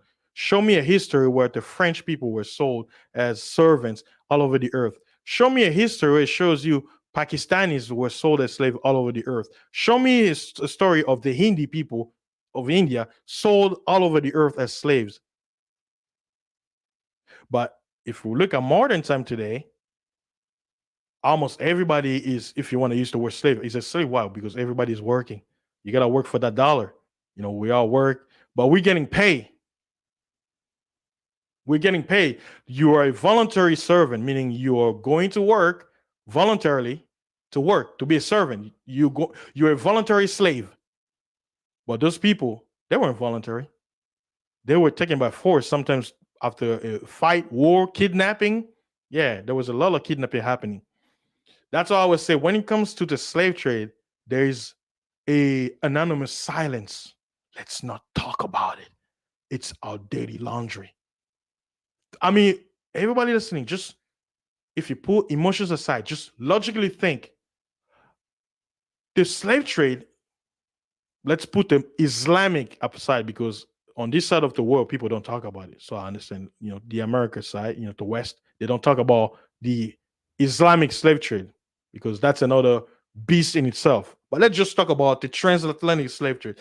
Guys, have you ever noticed something this grand? It's as if to the point where people don't even, if you mention this, oh, why are you bringing something like much?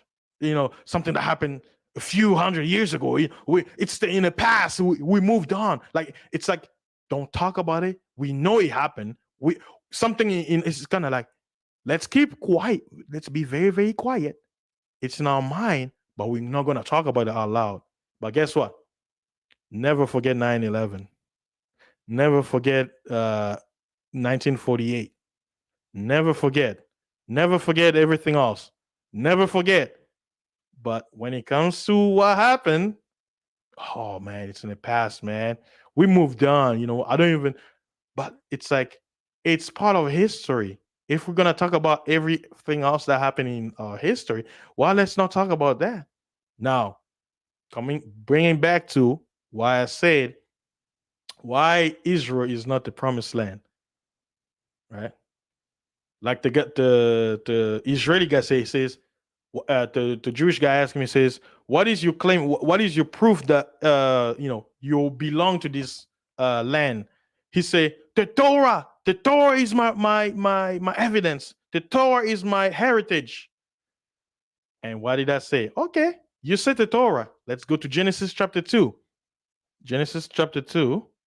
On this one. No, not that one. This one. Genesis chapter 2. Reading in verse 13. And the name of the second river that was a feeding or watering the Garden of Eden, right? It says was called Gihon. It says what? The same it is that compass means to encircle, compass the whole land of Ethiopia. And why did I show you the ancient location of Ethiopia was? It wasn't Abyssinia.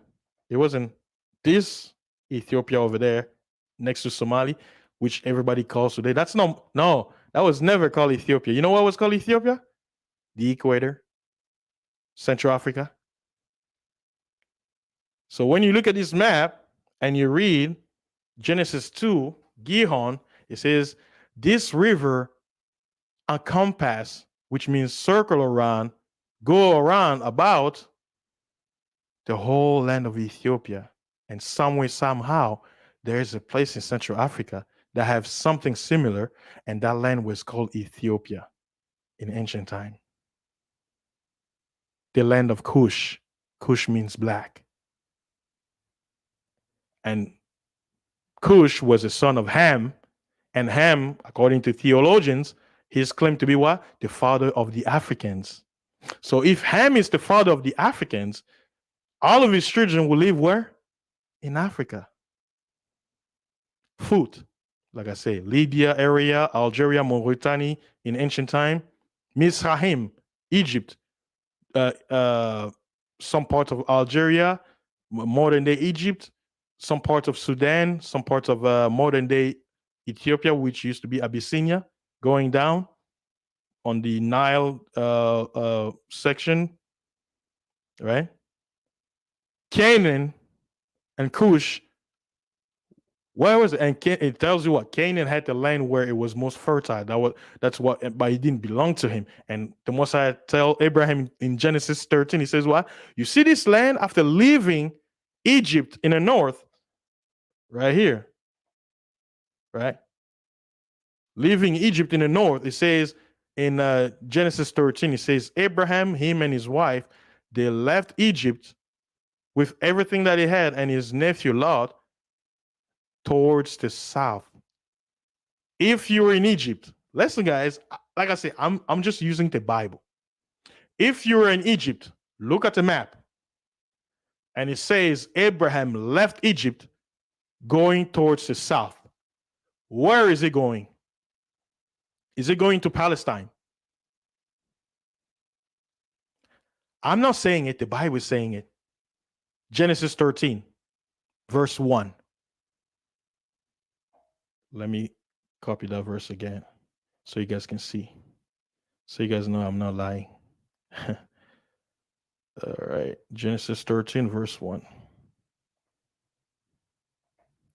Let me post it.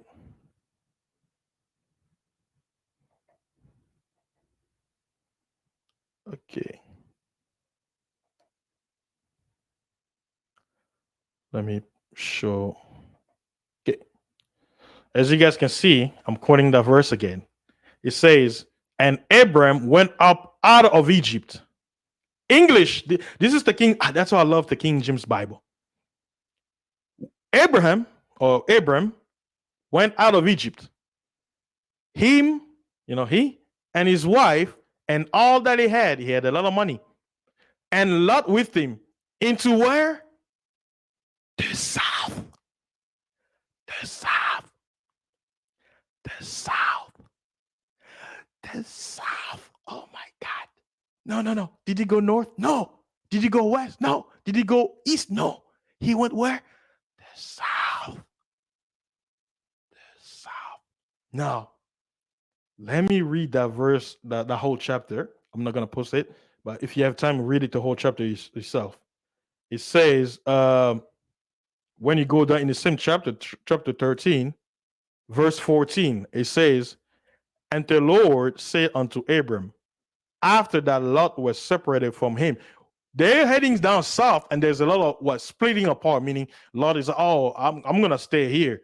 We're gonna separate. So Abraham is okay. I'm gonna keep going down, down, down, down south of Egypt, going down south, down, down. Right? It says, lift up. This is God speaking in verse 14. It says, and the Lord said unto Abraham, lift up now thine eyes and look from the place where thou art northward and southward and eastward and westward. Because when you read the story, it talks about that they arrived to a place where there were people living there already. And there was a problem between Abraham and Lot because they began to grow rich, right? Because they hit a place where it was fruitful, but there was conflict, where Abraham's servants and Lot's servants started, there was a problem, money problem and everything. So they're, you know what? We're getting too big for us to be close by. You go on your separate way, go where you want to go, so we won't have any problem, and I'll go my way. Like this split, family split, kind of similar like the history of my ancestors, what was happening as they were coming down from Libya to ancient Sudan after the Arabs came, and they began to go down towards the Congo. Some people were staying somewhere, they'll find a village, they'll stay there, they'll build their own cities, and then they split. Sometimes they split for religious reason, fights, war, all the way down the spring until my great grandfathers, they settle in the Ubangi River area, which is today north of Congo, Democratic Republic of Congo. But I'm reading in the Bible right here. Abraham left Egypt going south. He's going somewhere, right? Now watch this. It says the Creator God, right? He's showing him the promised land. He says, you know where you are? Look north, east, west, south, eastward, and westward. For all the land which thou seest, to thee I will give thee, and to thy seed what? Forever. Now, let me ask you this. Is this land that God gave to Abraham, is it in Palestine? We're in the Bible. Is that land we just read that God told him after Abraham left Egypt? Look, maps, what's the word? A picture is worth 1,000 words, right? Look at the map Egypt. That's where Abraham was living. Abraham says, I'm tired of Egypt. I'm leaving. I'm going south. Look at the map. You know your compass. North, east, west, right? Right? North, south, east, west. So if he's heading south, where is he going to? And let me show you the other picture. Okay. Now, this is a good one. The green pasture, right? Green pasture. If Abraham, because remember the title, it says why Israel is not the promised land. If Abraham was living in Egypt, and we all know where Egypt is, whether the modern map changed or, right? But it's still Egypt till today. We know it's in North Africa. That is a fact. No one can deny it. Whether you go in heaven above or you go under the ground or you do some dance in the night for 3 hours and kill some chickens or whatever ceremony, it's not going to change the fact that Egypt is located where? North Africa. Do we agree? It's a fact. You can't deny it. It's the truth. Point blank, period. Now, it says, which they call it Kemet, right? Kamata. Abraham is leaving Kemet and going where? To the south. And as he's going to the south, some trouble happened with his nephew. They split apart, and he's going towards a green pasture area where it's a beautiful area. And once you get there, the Massa says, he says, you see that land you're seeing from where your eyes cannot see? You see all those lines over there where those giants are living, those people, the tall, right? I'm giving it to you and to your children forever. Now, here's the question. Is that land Abraham saw Palestine? I'm just going to keep repeating the question. Is the land Abraham saw in Genesis 13? Shout out to all my Hebrew Israelite brothers out there listening, and the Christians who seek knowledge, they want to understand. and those who seek the truth, whether you believe in any religion or not. Let's just stick to the biblical fact, because we're using the Bible right now, because this is what they say.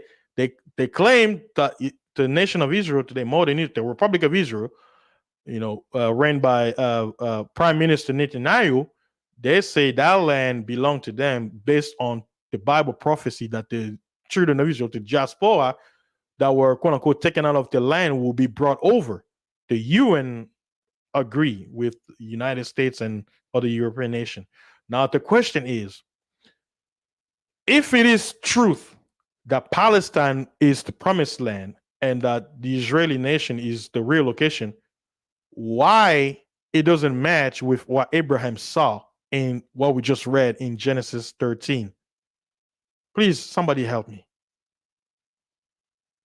Because I have my Bible, I'm reading, it doesn't match the location of Palestine. It's a desert over there. It's a desert. There's no lion pride over there. There's no leopards. There's no giraffe. There's no rhinoceros. There's no gorillas over there. There are no Great Lakes over there. There's no land of rivers. There's no minerals. There's no uranium over there. There's no copper over there. There's no barium. There's no what's that one? Coltan over there. All nations over there in Palestine taking out the minerals as they want by tons, taking on planes and taking it to their land to manufacture. And Israel does nothing, just sitting there like a dumb dog doing nothing, no barking. People just come and go. They take it. No. But where do you find it? The land that has the Gihon River that compasses the whole land of Ethiopia. That's where they are taking everything. So who's the liar here? Is the Torah, the 5 books of Moses, lying, or someone else?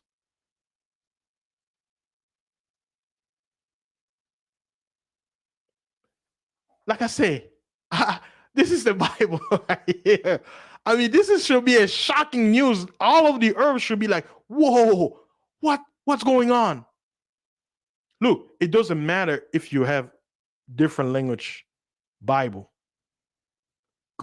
If you listen to, si tu m'entends en français, si tu es francophone, prends ton Bible, ouvre dans le livre de Genèse, chapitre 2, verset 13. Et puis, va dans le chapitre de Genèse, chapitre 13, verset 1. Et ensuite, parce que je sais qu'en français, ils ne disent pas qu'Abraham est allé dans le sud. Ça dépend de votre traduction.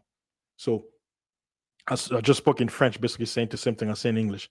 So, any language, whether you have Spanish, if you read, you're going to see the word Ethiopia in the Bible, in that verse. You cannot remove Ethiopia from that verse. I don't care how you do it. I don't see Palestine there. I don't see Tel Aviv there. I don't see none of those locations they tell you. It's in Africa, point blank, period. So the question is, if it's in Africa, why did everybody's eyes, why every quote unquote Western Christian, why even in Africa, in Congo, all of them see Palestine as the promised land when they're living in the promised land? Why is that? Why? What is it about that land that doesn't, like, if it was the land, look, I put it this way. I'm all about truth. I believe in the scriptures. I believe in the Bible, right? If Palestine was the land, like I was told, I would believe it. Why? Because it will match the Bible. It's all about matching, right? Now, if you have somebody says, I have the evidence that this land is my land because the Torah says so, but I open the Torah and it says that this land is supposed to have a river, and that river the Bible claims that it encompasses the whole land of Ethiopia, meaning it's a large territory. Now, watch this. Take the land that exists today, try to put it in Ethiopia. Which one is bigger? Common sense. logic. It won't fit. It's tiny. It's the tiny land. It's small. The Most I say, from beyond the rivers of Ethiopia, the my dispersed shall bring my offering. Who was dispersed from beyond the land of Ethiopia? Who was sold as slave from the Ethiopia right here that you see there? Which people were sold over there?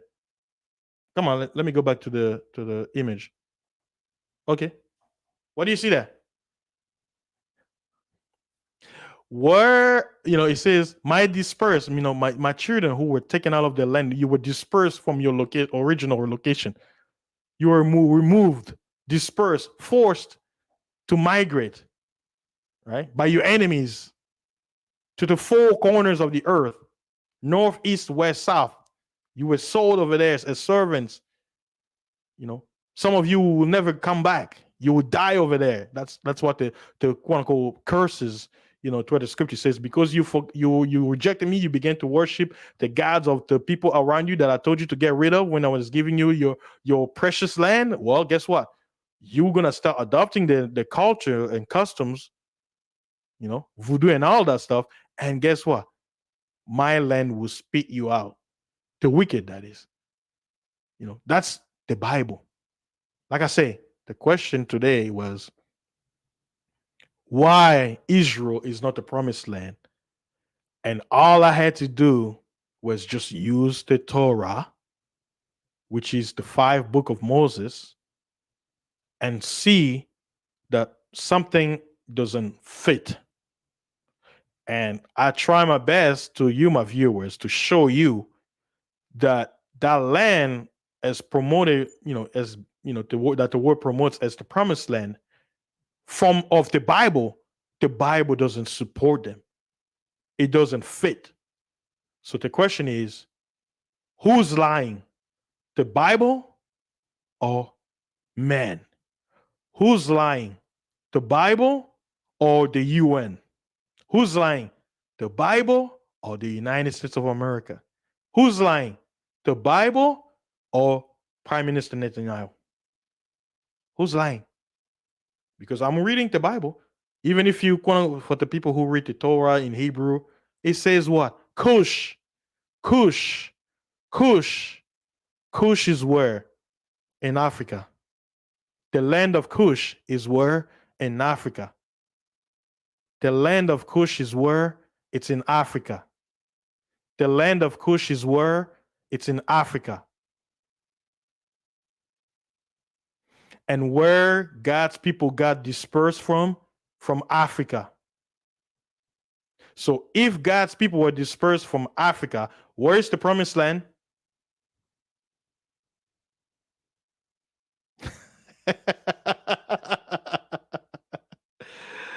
Let me show you my face. Where is it?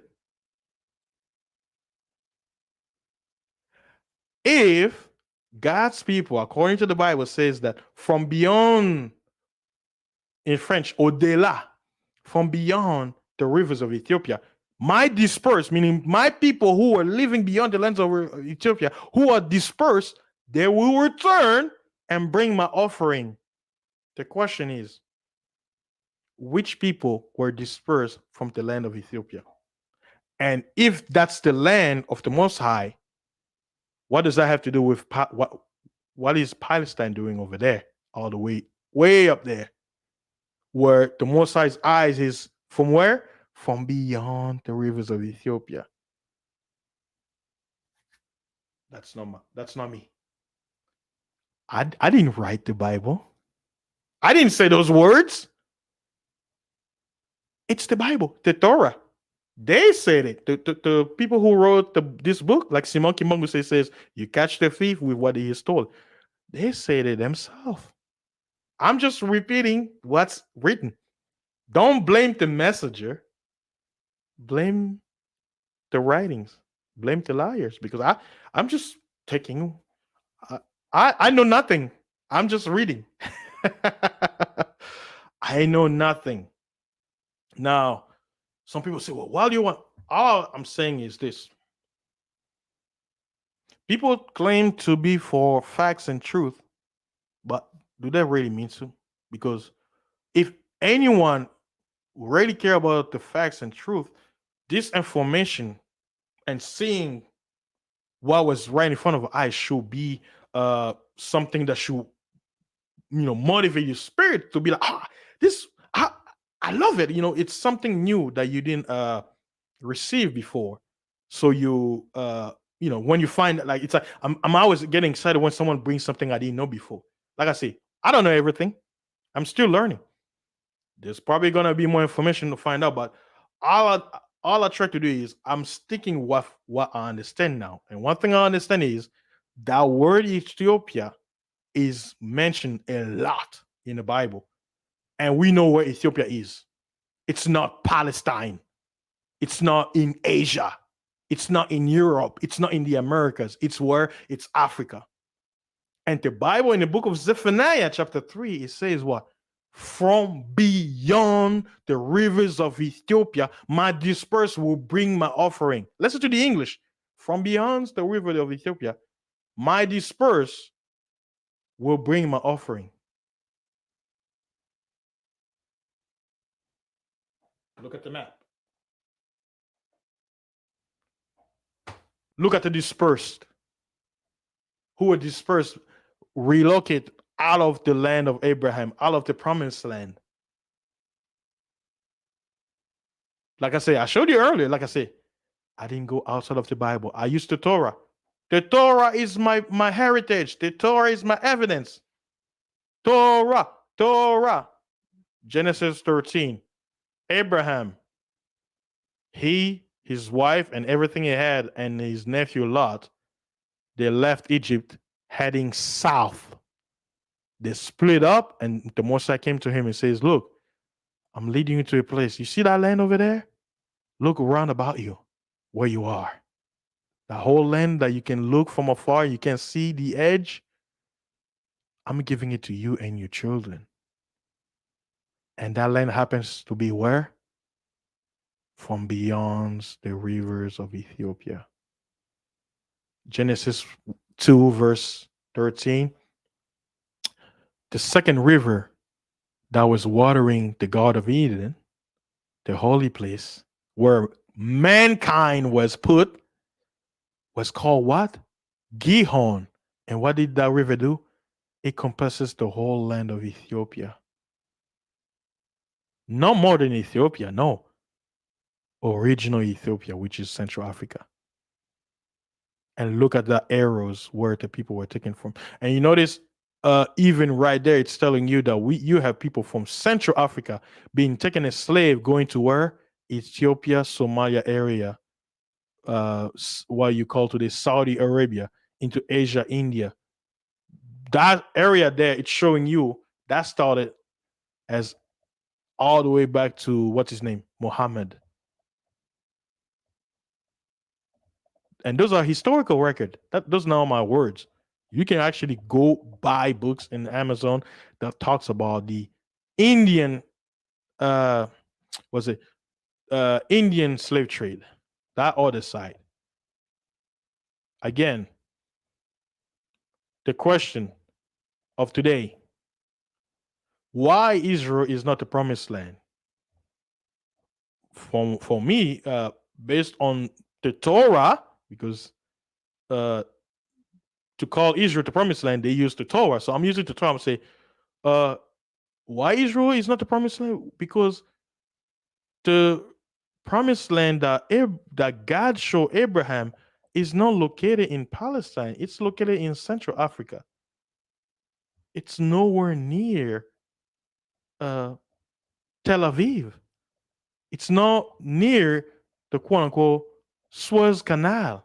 It's nowhere near that location. It's way, way south of Egypt. Way, way south. So if it doesn't fit, why was this told to the world as a fact when it's not? Shouldn't that interest you as a fellow earthling to know that this information don't match the Bible? If you are a quote unquote Bible believer or a quote unquote Christian, and your Jesus Christ says, I am the way, the truth, and the life, why are you believing lies? Why are you promoting lies? Are you really a follower of Jesus? Did Jesus tell you to promote lies? Because he's what? He's from the chosen land, right? He walked the promised land, right? So, but wait a minute. If the promised land that Jesus walked to was not Palestine, uh, what area did Jesus walk to? I'm not gonna answer. I'm leaving that to you to answer. He's the son of David. And what did David do in the first book of Kings? He put Solomon on a mule by where? By the river Gihon. And where is Gihon located at? According to the Bible? Beyond the rivers of Ethiopia.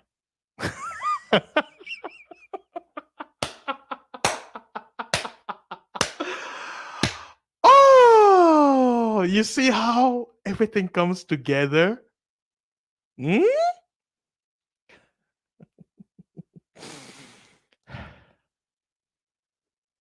It's not my word. I know, brothers and sisters.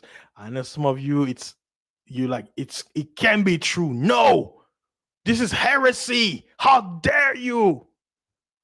I'm not saying it. The Bible did. You just couldn't see it because you are blinded by propaganda. You can see what's in front of you. Wake up. Ethiopia. Hello. Where is it located at? Show a child who knows geography. Be like, where is Ethiopia located at? Oh, let me go on Google. Ethiopia. You know what? Let's do it right now. Let me go to Wikipedia. Let the so-called internet tell us Ethiopia. Let's see what will come up. But I know they're gonna show fake one. But let's play along. Okay. What does it say? The kingdom. It says Ethiopia, officially the Federal Democratic Republic of Ethiopia, is a landlocked country in the Horn of what? Africa. Even the fake one is where? Africa. Africa, Africa, Africa, Africa, That word is so dirty, people don't want to talk about it. But guess what? Everything in the Bible happened where? Africa, Africa.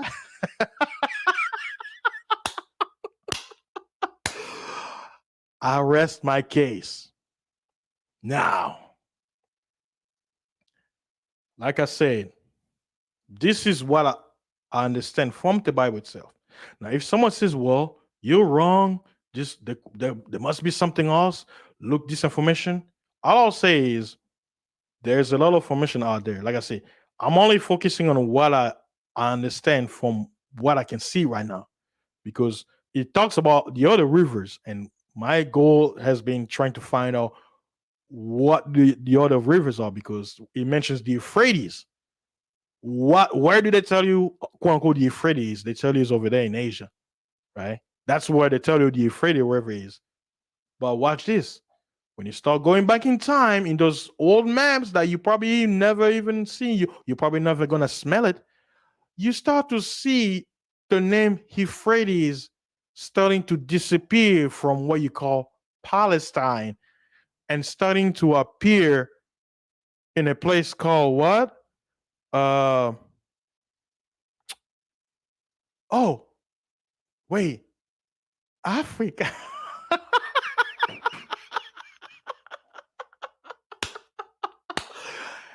Like I said, so far I'm just focusing on what every one of us can actually see with our own two eyes right here, right now, without going beyond the complicated scholastic uh, subject. I'm just focusing on that name Ethiopia and using just the Bible because according to certain people, they say what? The Bible, the Torah is my evidence. The Torah is my heritage. But as we read in that Torah, the Torah it says something different. So the question is, which Torah are they referring to? Because the same Torah that they have, that we have, it's saying something else. It's saying something else. A picture is worth 1,000 words. Look at that map. Unexplored territories. Abraham said, I'm leaving Egypt. Yo, Lot, honey, let's get out of here. Let's go down south. They split up, fights. And then he says what? As soon as they split up, what did God say? He said, Abraham, check this out. You see where you are now? Where I led you away from Lot and I brought you in this area? Look around you. You see this place? And beyond what your eyes can see, I'm giving it to you and your children forever. Forever and ever, ever, ever, ever, ever, ever, ever. Do you guys get me? Am I being confusing? Am I tricking you guys? Am I leading you astray? Am I saying something? Am I out of my marbles? Hopefully I can get some reply. Let me check the chat.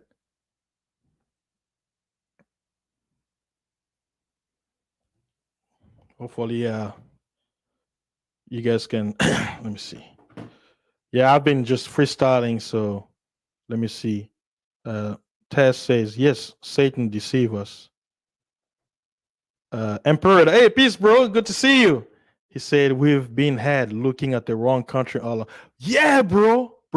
I have to shout out this brother. His name is MIKHAEL Massa.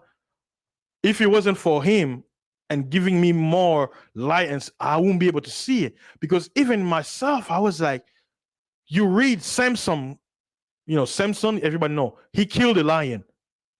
There are no lions in Palestine. Yeah, there are lions in their zoos, but there are no lions in Palestine. David killed a lion. The Bible talks about lion in reference all the time. Where do you find lions? In Central Africa. That's where you find leopards. The Bible says, it says, can an Ethiopian change his skin color? Can a leopard change his spot? Now, let me ask you this. God is the one talking. God, notice, for those who know scriptures, the Bible is putting a reference, says Ethiopian skin, leopard skin. So it's telling you what? Leopards are located where what? Where Ethiopians live. And where do you find leopards? Congo, Central Africa, Tanzania, Kenya, Gabon, Cameroon. You don't find lions in Egypt. Libya, no. Morocco, no. But you find them where? The green area, right here. And Abraham was going where? He was heading south towards that place. Yeah, and it said we're told lies to be pulled away from God's true word. Exactly. Because this is part of the new world order. This Albert Pike, he said in the third world, he says a lot of Christians gonna be depressed. They're gonna be confused. Why? Because they're gonna pull all the lies they fed regular Christians. And it says what? When Christians are without direction, it says what? We're gonna come out of the closet and bring the true light of Lucifer, and we're gonna bring it to the public. And guess what? He said Christians will readily accept it because they're gonna be so mad and pissed off. They'll be like, man, you know what? If Lucifer was always our God, well, hey, I got my God because I pray to Lucifer. All this, there's no other God but Lucifer, so I'm joining him. Why? Because they're gonna realize everything was a lie. That's where we're heading to. That's why this whole thing they're doing, it's all leading to that. That's what the Most High, he has voices like me, others out there trying to at least grab those who want, who want to hear the truth, because the truth is not welcome. Think about this. While I'm speaking right now, I should be having millions of people, billions of people all over the earth, especially Christians listening to me right now. But I don't have a billion of people. Why? Because they don't want this. No. If Christians know Congo, Africa, the dirty place, the quote unquote, uh, the SHIT, as President Trump say, third world, crap hole of the world's, Africa, hunger, the pictures. If it is, and it's the promised land, and all these years we've been looking at the wrong place, imagine how God feel that you were treating the wrong people, the wrong location, and oppressing his people all this long. That's one they not see. They've made the whole world complicit.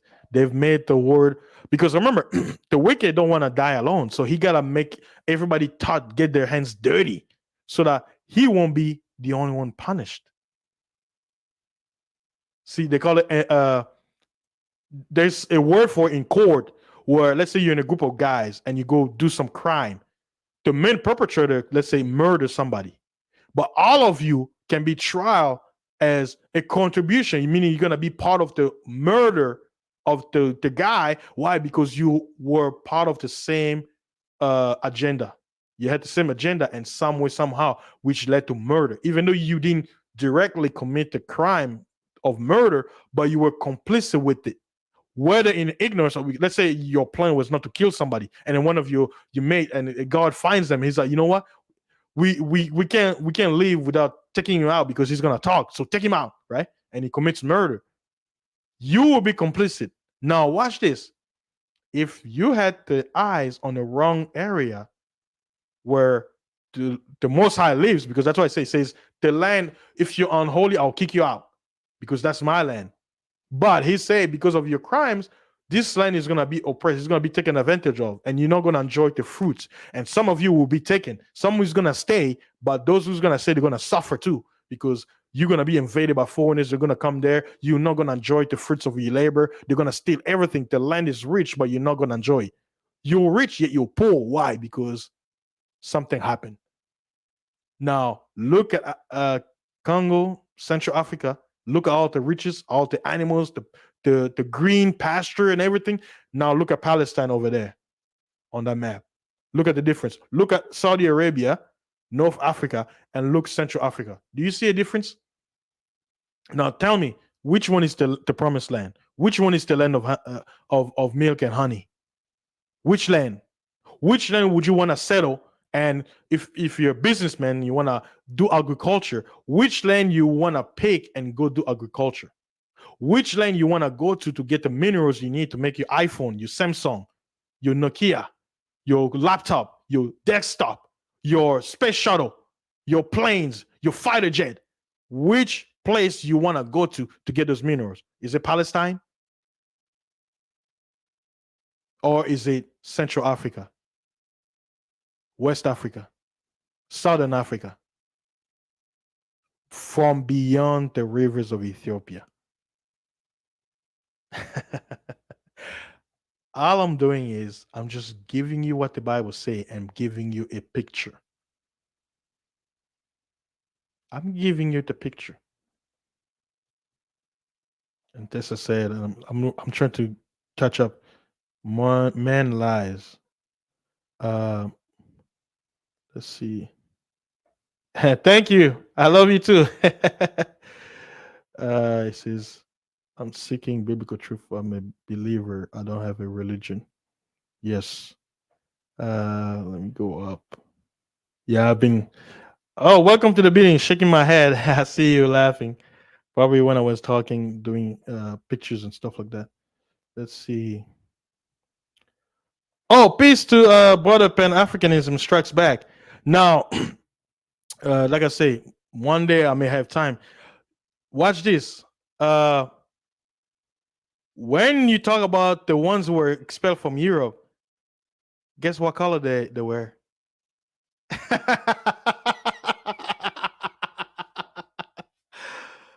Because we're everywhere. We're everywhere.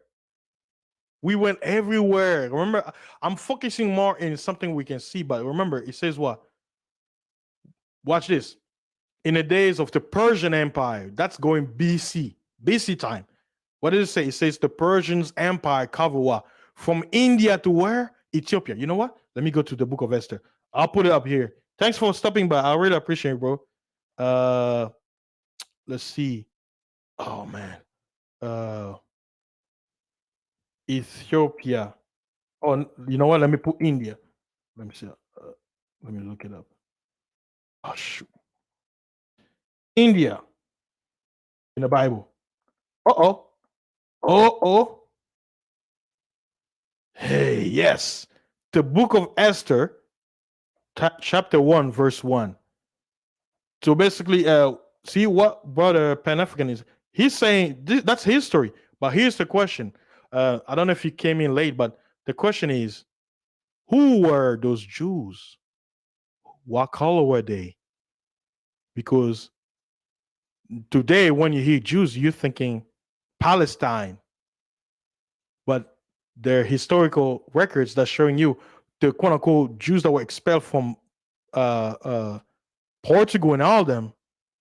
They didn't look like the Europeans you see today in Palestine, in Israel, the Israelis. That's not them. And if you do your homework, most of the citizens over there come from different parts of the world: Algeria, Morocco, Tunisia. Some are Egyptians, some are Palestinians, some are Syrians, some of them are Iraqis, Yemenians. What's the other nation? Afghan, Turks, Slavs, German, Anglo-Saxon, Ethiop or Abyssinians, right? So it's like it has become ambiguous when you hear the word Jew. But the historical reference you and notice that today you put 1200, 1500. And what did I tell you? Before the Europeans came to enslave the quote unquote Bantu people, who was doing the slave trade? Muslims. Were not Muslims in Europe during those times? Ah, let me show you this map. It's good. It's good that you mentioned the history. Now look at this map. Now look the location where the slaves were taken. But this map, it's not this map is not showing you the Arab version, like meaning like the old one. It's mentioning you this map is like from the late 1500s. So it's not even showing you what was happening hundreds of years, thousands of years before this date. So your post or your comment is confirming everything I'm saying right now. But you thinking it's them. It's not them. I have a hold on. Let me show you my face. Let me show you a book.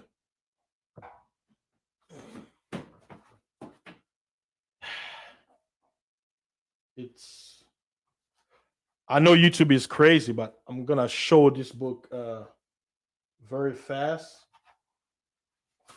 I'll show you the titles. I don't want to say out loud, but I'll show you. That's the name of the book. Huh? That's the name of the book.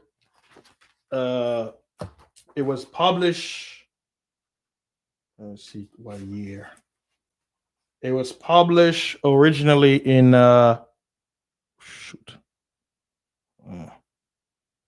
from Germany. Okay, it was actually it was published originally in 1980, and the third printing the revised version was in 1981. Now, this actual copy that I'm holding, what year was it? Because it's a reprint. I want to make sure because usually it tells you. Shoot. See. Yeah, basically, this book was published in the. It's actually a book based on a documentary. It used to be available on YouTube. They deleted it. You can't find it no more. I wish I should have. I should have downloaded that video a long time ago. Now there's a section in the book. Like I say, the information you brought up, there's some truth to it. But like I say, you're reading it from their perspective, from the lies that were told. Let me go to a section that's going to be interesting. I'm gonna go fast. You see this guy right here? Does he look? Look at that guy. The guy with the. He looks like one of our, the Hebrew Israelites on the street, right? You see it? You see it? Now it's written in German. Hopefully you guys can see it. Like I said, most people don't like to read. They don't like to research. This book was published in 1980s, and it's based on a documentary about what happened in World War II Germany. I don't want to say certain words because, like I say, censorship. I'm gonna read because I know this book. I learned it from some of the Hebrew Israelites on the street. They were mentioning this book. The ones who knew. In a book, on the image, it says, uh, in one segment of a uh, NAZI instructional film, right? The documentary, right? It says the genetic heritage of the Jew is purportedly traced to Oriental, Negro, Near Asian, and what? Hamitic people. Oh my God, wait. You're a Hamite. You're a Hamite. What did it say? Traced to Oriental, Negro, Near Asian, and Hamitic people. Hence, the film concludes. This is a documentary from Germany, from that time, that those period. The you, the Judean. I'm using that word. So the Judean is a bastard. You know, the word for no having no father.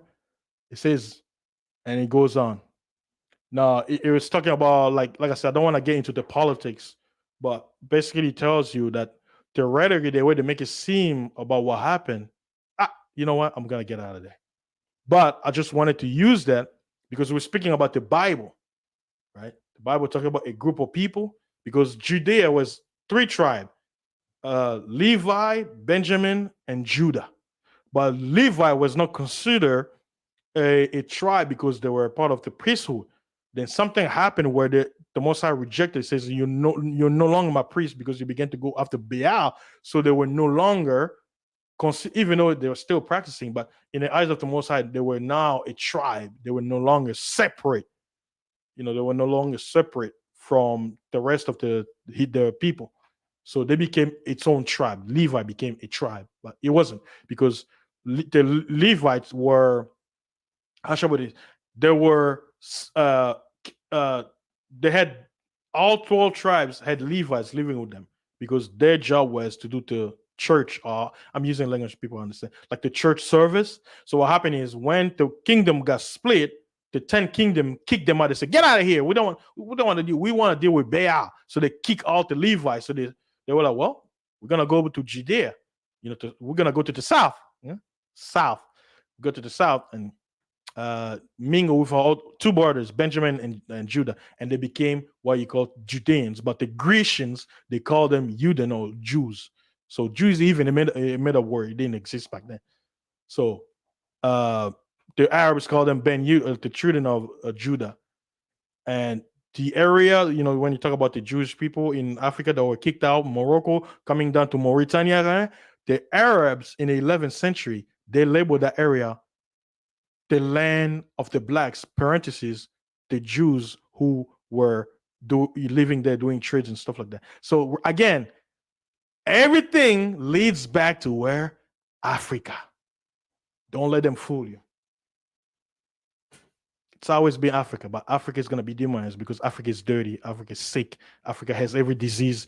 You don't want to live there. It's crap. Everything bad. Africa. So stay away from it. War, everything civil war. People have to leave. They have to be diasporas all over the world. Come to America, Europe, Asia, China, Australia. We gotta get out because it's getting bad out there. We can't handle our own because it's dirty, right? Africa being the promised land? Hell, look, they kill each other over there. That can't be the promised land. No, it has to be Palestine. The colonizer lived there, so it has to be the promised land because they say so. We have to go there. We gotta go set. Let them put us, our community, close to a quote unquote uh, nuclear plant. Oh, we left America all the way to Palestine to settle our camp next to a nuclear plant.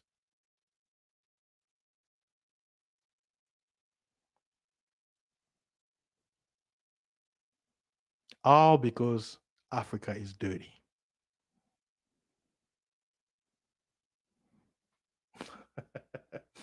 Like I say, I didn't know this before. Someone opened my eyes and I started reading and it started to make sense.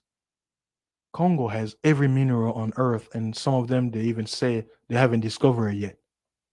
They can see it from the satellite. A land that rich is not the promised land, but a land that's very, very poor, that has nothing, is the promised land. There is no historical record of people from Palestine being taken as slave, sold all over the earth. Every nation bought them. But there's a historical record of the people from that place where you find all minerals that were taken, sold as slave on the Atlantic side and the Indian Ocean side for centuries. But they're not, but it's not the promised land because it's Africa.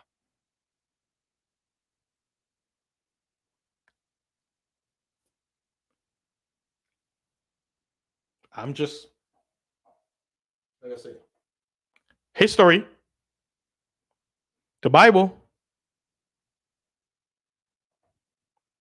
it says what? Abraham chose to go south. Let me read some of the comments. Let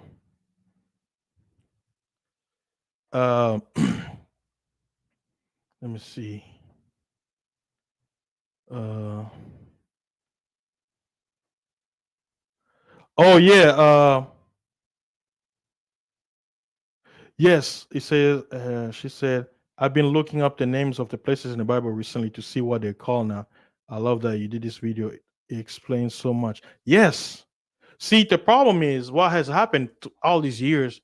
What because now I'm starting to understand why atheists when they say that your Bible is full of confusion. The Muslim says, "Oh, the Bible is full of why?" Because some of them they were not lying because they're saying you read that Bible, but you don't see the consistency of the because the thing is there's difference between doctrine and reading what's written. If I'm reading historical stories of the Bible, it's mentioning Africa, Africa, Africa, but it's not saying Africa. It's saying Ethiopia. You see the word Africa in the Apocrypha, in the book of Jasher. That's where you're gonna see the actual word of Africa, saying that the Africans fought these guys. They did this, right? But in the Bible, you see the word Cush, Canaan, Foot, Mizrahim, Egypt, Egypt, Egypt. How many times the word Egypt is mentioned in the Bible? And you mean to tell me it has nothing to do with Africa? How many times, right? The quote unquote chosen people went to Africa, I mean, to Egypt for refuge after a war. Jesus, that Christians follow, when they wanted to kill him, where did his family run to for refuge? Did they go to Palestine or did they go to Egypt? Did they go to Rome or did they go to Egypt? Why did they go to Egypt? See, we need to ask the why. Like things have to make sense, you know? Things have to make sense. And you notice the Bible doesn't tell you, like it skips. So does it show did the family live for a long time in Egypt? Right? So it looks like he did because by the time we see quote unquote Jesus as grown, he was at the age of 12 going to the temple reading. So from the time they wanted to kill him and his parents went, it doesn't give you a date. It just says that after Herod dies, then the angel came and told Joseph, it says, well, the guy who wanted to get rid of y'all, he's dead. And now it's safe for you to go back. So, like I said, there are certain inconsistencies when it comes to the names of places and map because some of them it doesn't make sense. But like I say, I'm not trying to cause confusion. All I'm trying to show you is if you can see the Bible mention Abraham going to south of Egypt, and we know Egypt is Africa. But then you read somewhere it's talking about which seems like they're mentioning Palestine, Jerusalem, and you're thinking it's the Middle East. You notice there's a consistency. So when atheists are saying, "Oh, confusion," then in a way they understand because I'm some a lot of them are very smart. They probably read they're like, well, this don't make like okay, where is this place? Why are these things happening? So the question is,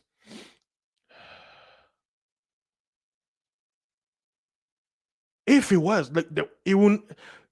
We can't have something this major. This is. I mean, this is an epiphany. Like, come on, guys. Like, for those of you who read the Bible, like, just sit and think that it's Ethiopia and not Palestine. I mean, just sit in your chair, calm down, and just think in your head, looking at this map, that it's not Palestine, but it's going south of Egypt. That's where Abraham saw the promised land. Now, if we would have said north, or northeast, okay, Egypt, east of Egypt is where you're gonna call Middle East, quote unquote. It doesn't make any sense, but Middle East, because what is East? Ohio is in the Middle East, if you want to look at it that way too. Ohio is in the Middle East of America. So, like I say, it's the Bible. It's not me. I did nothing. I'm just pointing you out to what their own information says about the location where the promised land is uh that they were. Um let's see. Let me read some of the comments. Uh yeah, this story, yeah, this is this is also a good one. Uh yeah. Now watch this. Before Ezekiah came into existence, like I said, King David had his son, because King David was the first ancestor of kings, right? And Ezekiah came years later. Abraham had his son Solomon do a royal parade to announce him as king, and it was by the river Gihon. You go to Genesis, Gihon is what? Is a river that encompasses the whole land of Ethiopia. So the question is, was King Ezekiah in a land beyond Ethiopia, or was he in Palestine? That is the question you should ask yourself based on that story. Because I know that passage, I saw it too. Like I say, it brings questions. Where is Assyria? If everything is happening in Africa, we need to ask ourselves, where is Assyria? Is it where they tell us? Or is it something else? That's why I'm saying it's getting complicated as certain truths is coming up, because like I say, that word Ethiopia is gonna be very interesting in the coming days. I think this is gonna be a very interesting. I need to stick to this one, because you have the fake Ethiopia over there. It was called Abyssinia. You see, so in a way, I don't want to get into politics. They're playing a part too in this deception, because when people say, "Oh, the original Christian Ethiopia," you're thinking, now watch this. When King Leopold came to the Congo, before he sent the missionaries, he had a letter. Huh? He had a letter. Let me see. King Leopold letter. You guys, on your own time, you can read it. King Leopold was the king of Belgium, and he was responsible for the colonization. Huh? So the question is, you don't think when the colonizers were coming in Africa, they did the investigation, the spies, the Jesuits that came in, the priests. You don't think they did do their homework? Of course they did their homework. They did their homework very, very good. Yeah, we got more trolls coming in. I got more trolls coming in. Yeah, the bots. It tends to happen if you're talking this kind of subject. Yeah. Let's see. Uh, yeah. Sometimes when I'm speaking, I'm not looking at the chat. Let's see. Okay. Uh-huh. Let me see. Tess says, I knew something wasn't right with Palestine. I've been searching for locations, what they're called now, because I'm studying prophecy. Praise the Most High for revealing the truth. Praise the Most High. I'm nothing. Has Emperor to say, you sound like you're onto something. Of course, I'm into something. You know what it takes down. Takes to make the domino effect on those little pieces to fall. It just takes one push, just one. And guess what? Ethiopia is that one push. Ethiopia is the one push. Like I say, a lot of people, they're gonna fight this because it doesn't fit the history that we were given. But like I say, I haven't even pulled the books that I have because it's like I said, if I try to do that, look, it's already 3 hours right now. Me just talking about this subject, saying why Israel is not the promised land, and I'm not using any other. So I'm just using the Bible and maps. Just think about it. I'm using the Bible, the Torah, and maps. Simple as I could be. Very, very simple. You know. Let's see. Imperator said, "Ha! Evidence right in our faces, but our eyes are wide shut." Yep. It says, people don't want to hear the truth. They love their lies in this world. God tells us not to be of this world. He has separated us. Yes, the Most High has separated us because He wants to make us different. Uh-huh. And she said, I don't know if it's a he or she. Things make sense to me now. I'm considered Anglo-Saxon or white. I have no idea where I'm from. I can only trace back to my great grandparents, mother and father. So I'm curious. I'm so curious about what my origin is. Hey, you know what? Even the Bible talks about it, says sooner or later, everybody around the world, because there's been so much deception, everybody is gonna start looking for the ancestors. Even the quote unquote Caucasian people were lied to. In order for them to lie to the whole world, they had to lie to their own people. So uh let's see, Emperor says what other books. See, because they can history tells us that they can manipulate names and change names over time. If you like I said, if you use the Bible, if you stick to the Bible, even if the name is not there, the storyline, the context, it will show you it's in Africa. So it throws you in a loop. You'll be like, well, if it's in Africa, but I'm looking for the. But remember, Africa was colonized. Certain places' names got changed, but some places retain their names.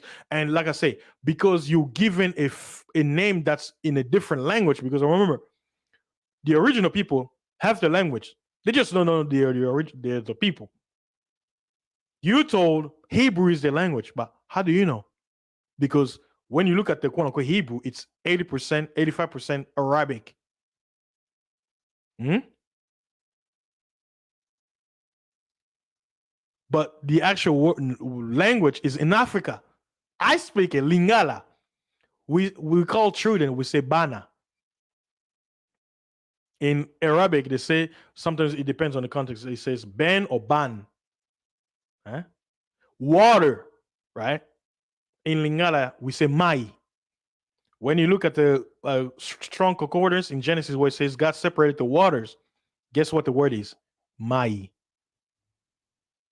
Do you think it's a coincidence that in my native tongue we're gonna have Hebrew languages, but we all the way in Central Africa? How did it get there? And we even have Greek words in our language. Like I say, I'm not saying it. The people who study us, they say to themselves, studying us.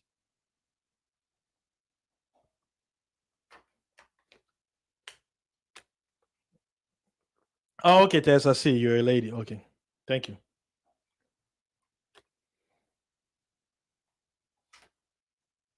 I really wanted to uh was it make this video because I think it's an interesting topic. Yeah, it's been 3 hours long. Wow, I couldn't believe that that I'll talk this long. I was like, I'll be here for a short minute. Like I say, guys, you see me not even going deep. Look how long it took me to basically reiterate and basically because I know how mankind is. We have a short attention span, but here's the thing: if you told the truth in you won't accept it. It has to be repeated. That's why you notice me. I'm saying something over and over and over because most people, they gotta be told over and over and over so it will stick. So when I say Abraham left Egypt and went down to Ethiopia to let him beyond Ethiopia, I'm repeating over and over because it's gonna start clicking. You say, oh, wait a minute, okay, somebody's in Kemet, leaves Kemet and is heading south of Kemet. Shout out to my uh uh the conscious community. Kemet, Egypt. We were kings. I know people make fun of, it, but Kemet. Africa, Africa. Okay, you're in Kemet and you're taking your food and you're walking towards the south of Kemet. Where are you going? Are you going to Palestine? No. See how simple that was? I'm not saying it. You're not saying it. The Bible is saying it. So that's it. Yeah, I'm getting it. I'm getting a lot of trolls, man. I'm sure you guys can see them. So I'm just blocking them. Since I'm not watching the chat and just speaking my mind, just flow. Uh that's probably why the uh they're taking this chance to jump on it. So I'm probably showing up in the algorithm. Look, what did I tell you? Got two new ones. I just got two new ones. So you know why I'm getting a bunch of trolls? Because I'm speaking something that shouldn't be spoken. You know, I'm speaking something that's not supposed to be spoken. Let's see. But you know what? I really appreciate you guys coming here. It's on a weekend. Some people are relaxing with their family members. So, oh, what the man? Man, it's a fight trying to speak the truth here. There's a lot of books, brother Imperator. So, again, let me show you this map.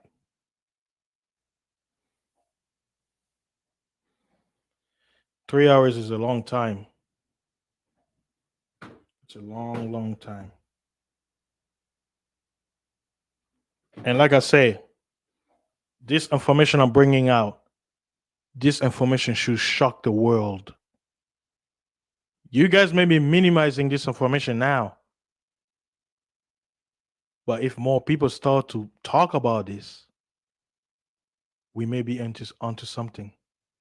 And all we're going to be using is the Bible itself, nothing else.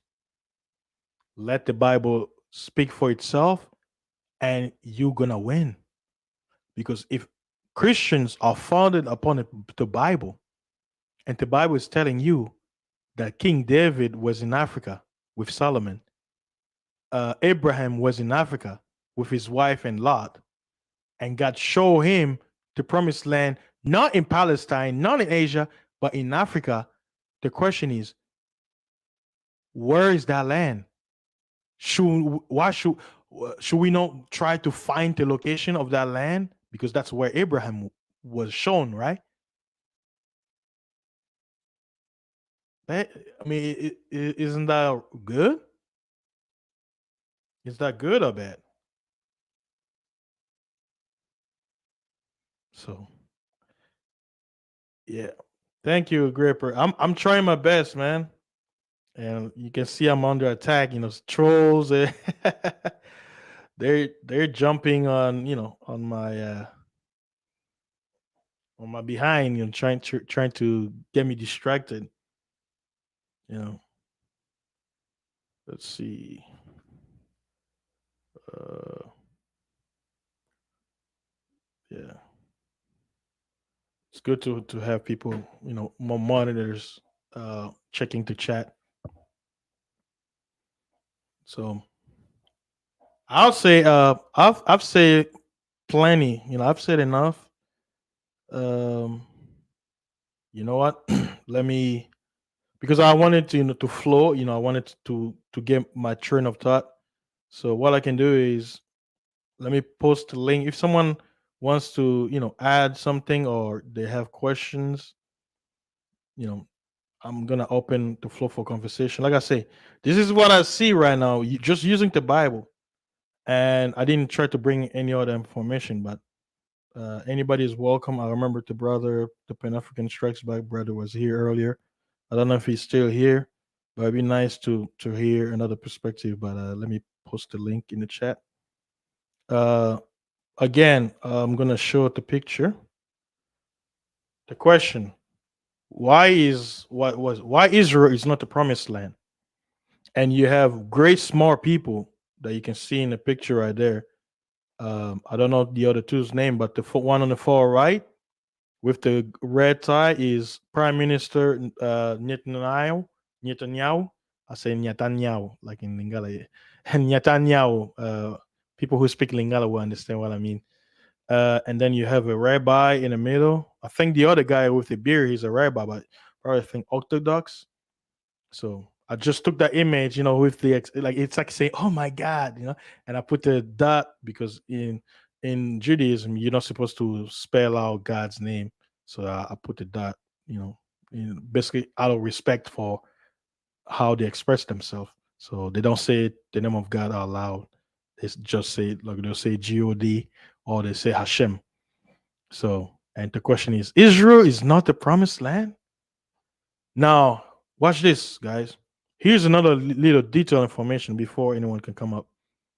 According to the UN records, right, their own record history, whenever they were trying to decide where to take the Jews after what happened in World War II to their new place of refuge, they were trying to bring them back to their land, right, the promised land. You want to know one of the locations they were debating to bring them? You want to know where? Uganda. Uganda was one of the choices. Now, let me ask you this: where is Uganda located at?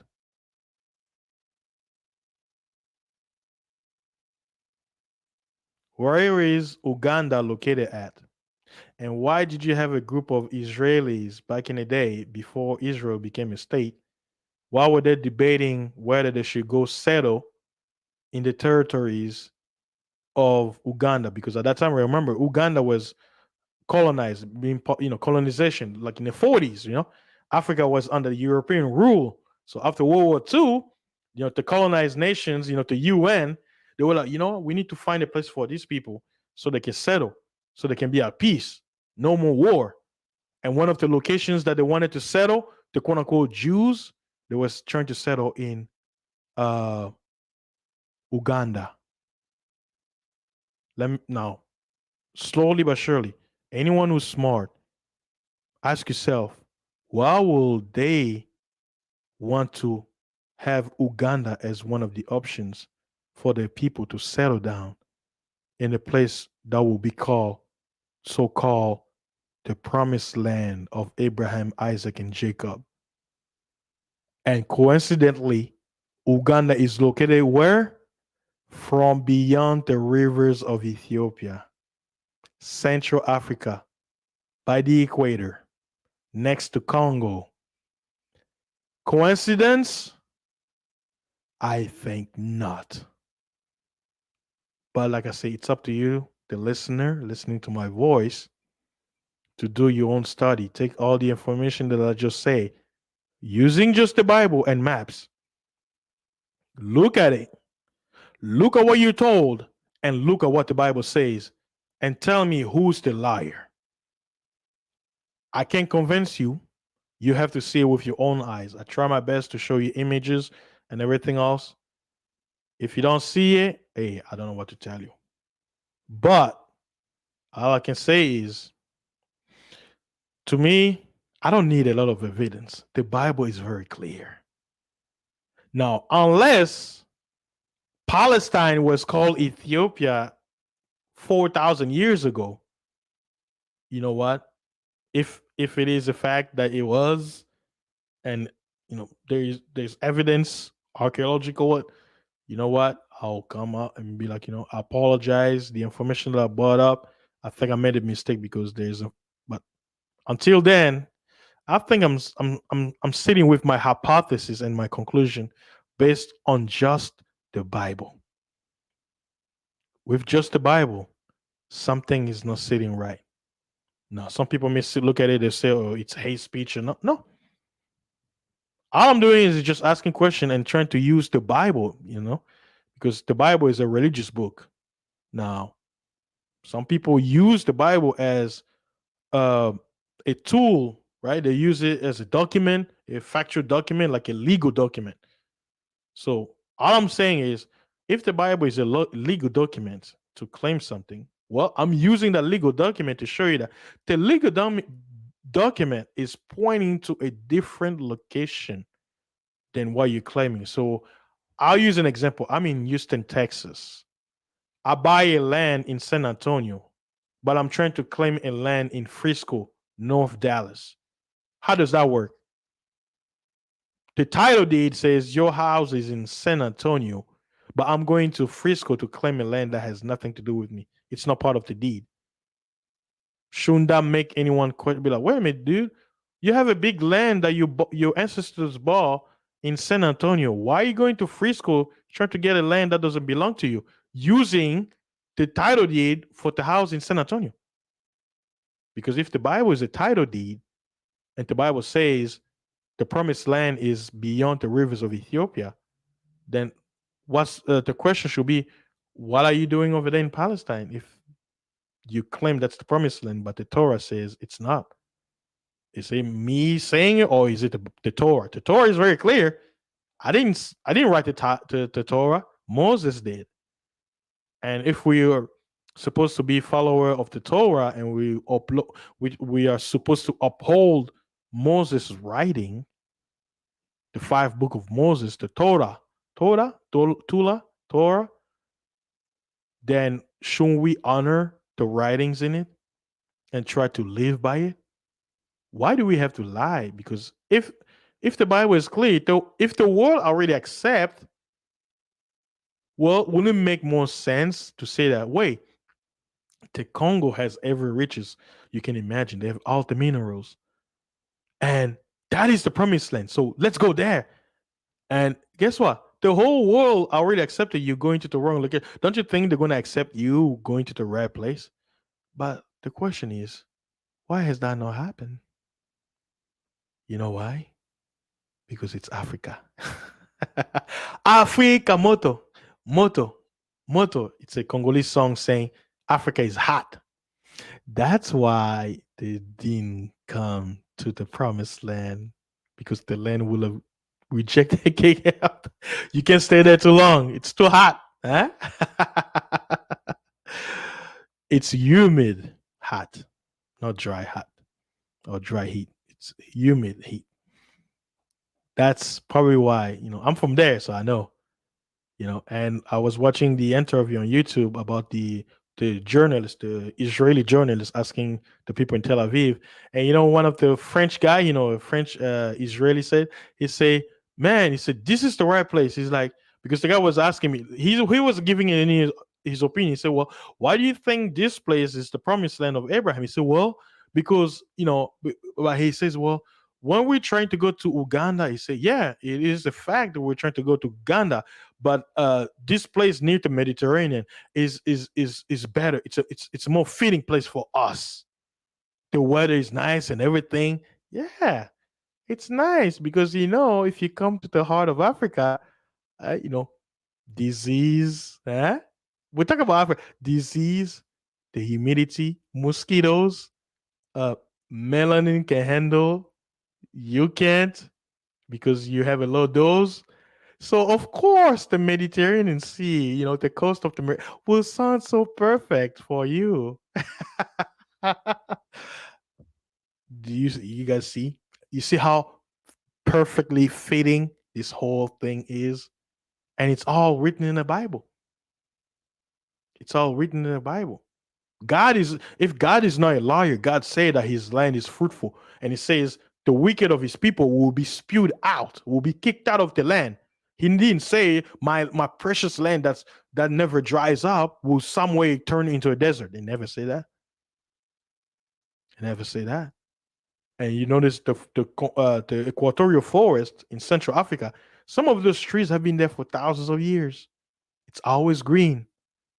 Even today, it's unexplored because they kept Africa in undeveloped. Now that I look at it, I think it's a saving grace for Africa that it's not developed as people claim, like especially Central Africa. They keep a very, very what the Europeans would refer to as quote unquote primitive for a reason. Because if they develop, they advance like everybody else, then guess what? Then comes laws, then comes regulation. You can't have that. We gotta get that coltan for free. We gotta get that copper for free. We gotta get those diamond for free. We gotta ship those gold to Rwanda for free. And we gotta steal those animals, those gorillas, and take them over there. Say that gorillas are inhabitant of Rwanda for free. When the gorillas, when they go over there, they always run away from Rwanda and cross over to the Congo because that's where they're from. That's the land. Their quote unquote gorilla ancestors always live in that area, nowhere else. You see how perfectly fitting is? One day, if you get a chance, go to Congo, go visit. You'll see what I mean. Yeah. That's that's as much as far I can go. Since I know these people didn't want to come up, that's okay. Maybe next time. But I think this topic is very, very interesting. And if my video or my live stream causes other YouTubers to start talking about this, great. Because let this be a domino effect for the days to come. Because this is a very interesting topic. And all I did was use the Bible. That's all I did. That's all I did.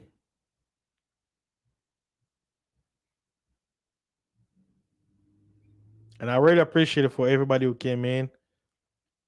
I know it's not easy having a live stream. So I really appreciate you guys, you know, coming in. Let me see. Let me put it so people can see. I really appreciate you guys stopping by. And like I say, once I enter stream, some of you may be shy. You may have certain questions you do want to say. Feel free to leave a message in a comment section, and we can continue this conversation. If I have some new information, I'll probably post like a video or something, or check my community tab because I've been going ham on my community tab because sometimes videos can get strike by YouTube. Like if you're uh you know let's say the AI check your video and sees like they don't something you violate community guideline, they can strike it down, take it out. So that's why some words I don't want to say it, but on my community tab, I can freely say things because it's a post. But a video that can be AI control, yeah, certain words I can say, like the NAZI word, I can say it. I mean, even careful. Like I can say the word, the J word because why? Because you know, if we want to use, just to, I'm Jewish. I believe in the Torah, so I have that right because I am one. You know, so yeah. See, what's the saying? You gotta play the game. it's part of the game. It's the way it is because it's a system. It's a system. So I really appreciate you guys coming by. Hopefully the sound was great. You could hear me perfectly. I know I can hear myself great in my voice. And before I can part, let me put back the image so you guys will have an idea. There is no history showing people living in Palestine being sold as slave all over the earth. That story doesn't exist. So, if that story doesn't exist, but there is a story of a people that were taken from a place called Ethiopia, Kathiopia, located in Central Africa, spread towards the west, and these people were sold as slaves all over the earth by European colonizers. And before the European arrival, the Muslim Arabs did the same thing with the other nations within Africa, whom the Bible will call Canaanites. You know, was it Mizraim, Foot? All of them participated. It gets deeper, you know. Like I say, it's a dirty secret. Nobody wants to talk about it because it's very, very dirty. Yeah, it's very, very. It's a very, very controversial topic, and a lot of people don't want to touch it because why? It will bring a lot of hatred to the open. It's the hidden hatreds that have been kept down because nobody. It's like shh, don't keep very, very quiet. Don't talk about it. Don't say nothing. Forget about it. Don't mention it. They'll know. But guess what? Never forget 9/11.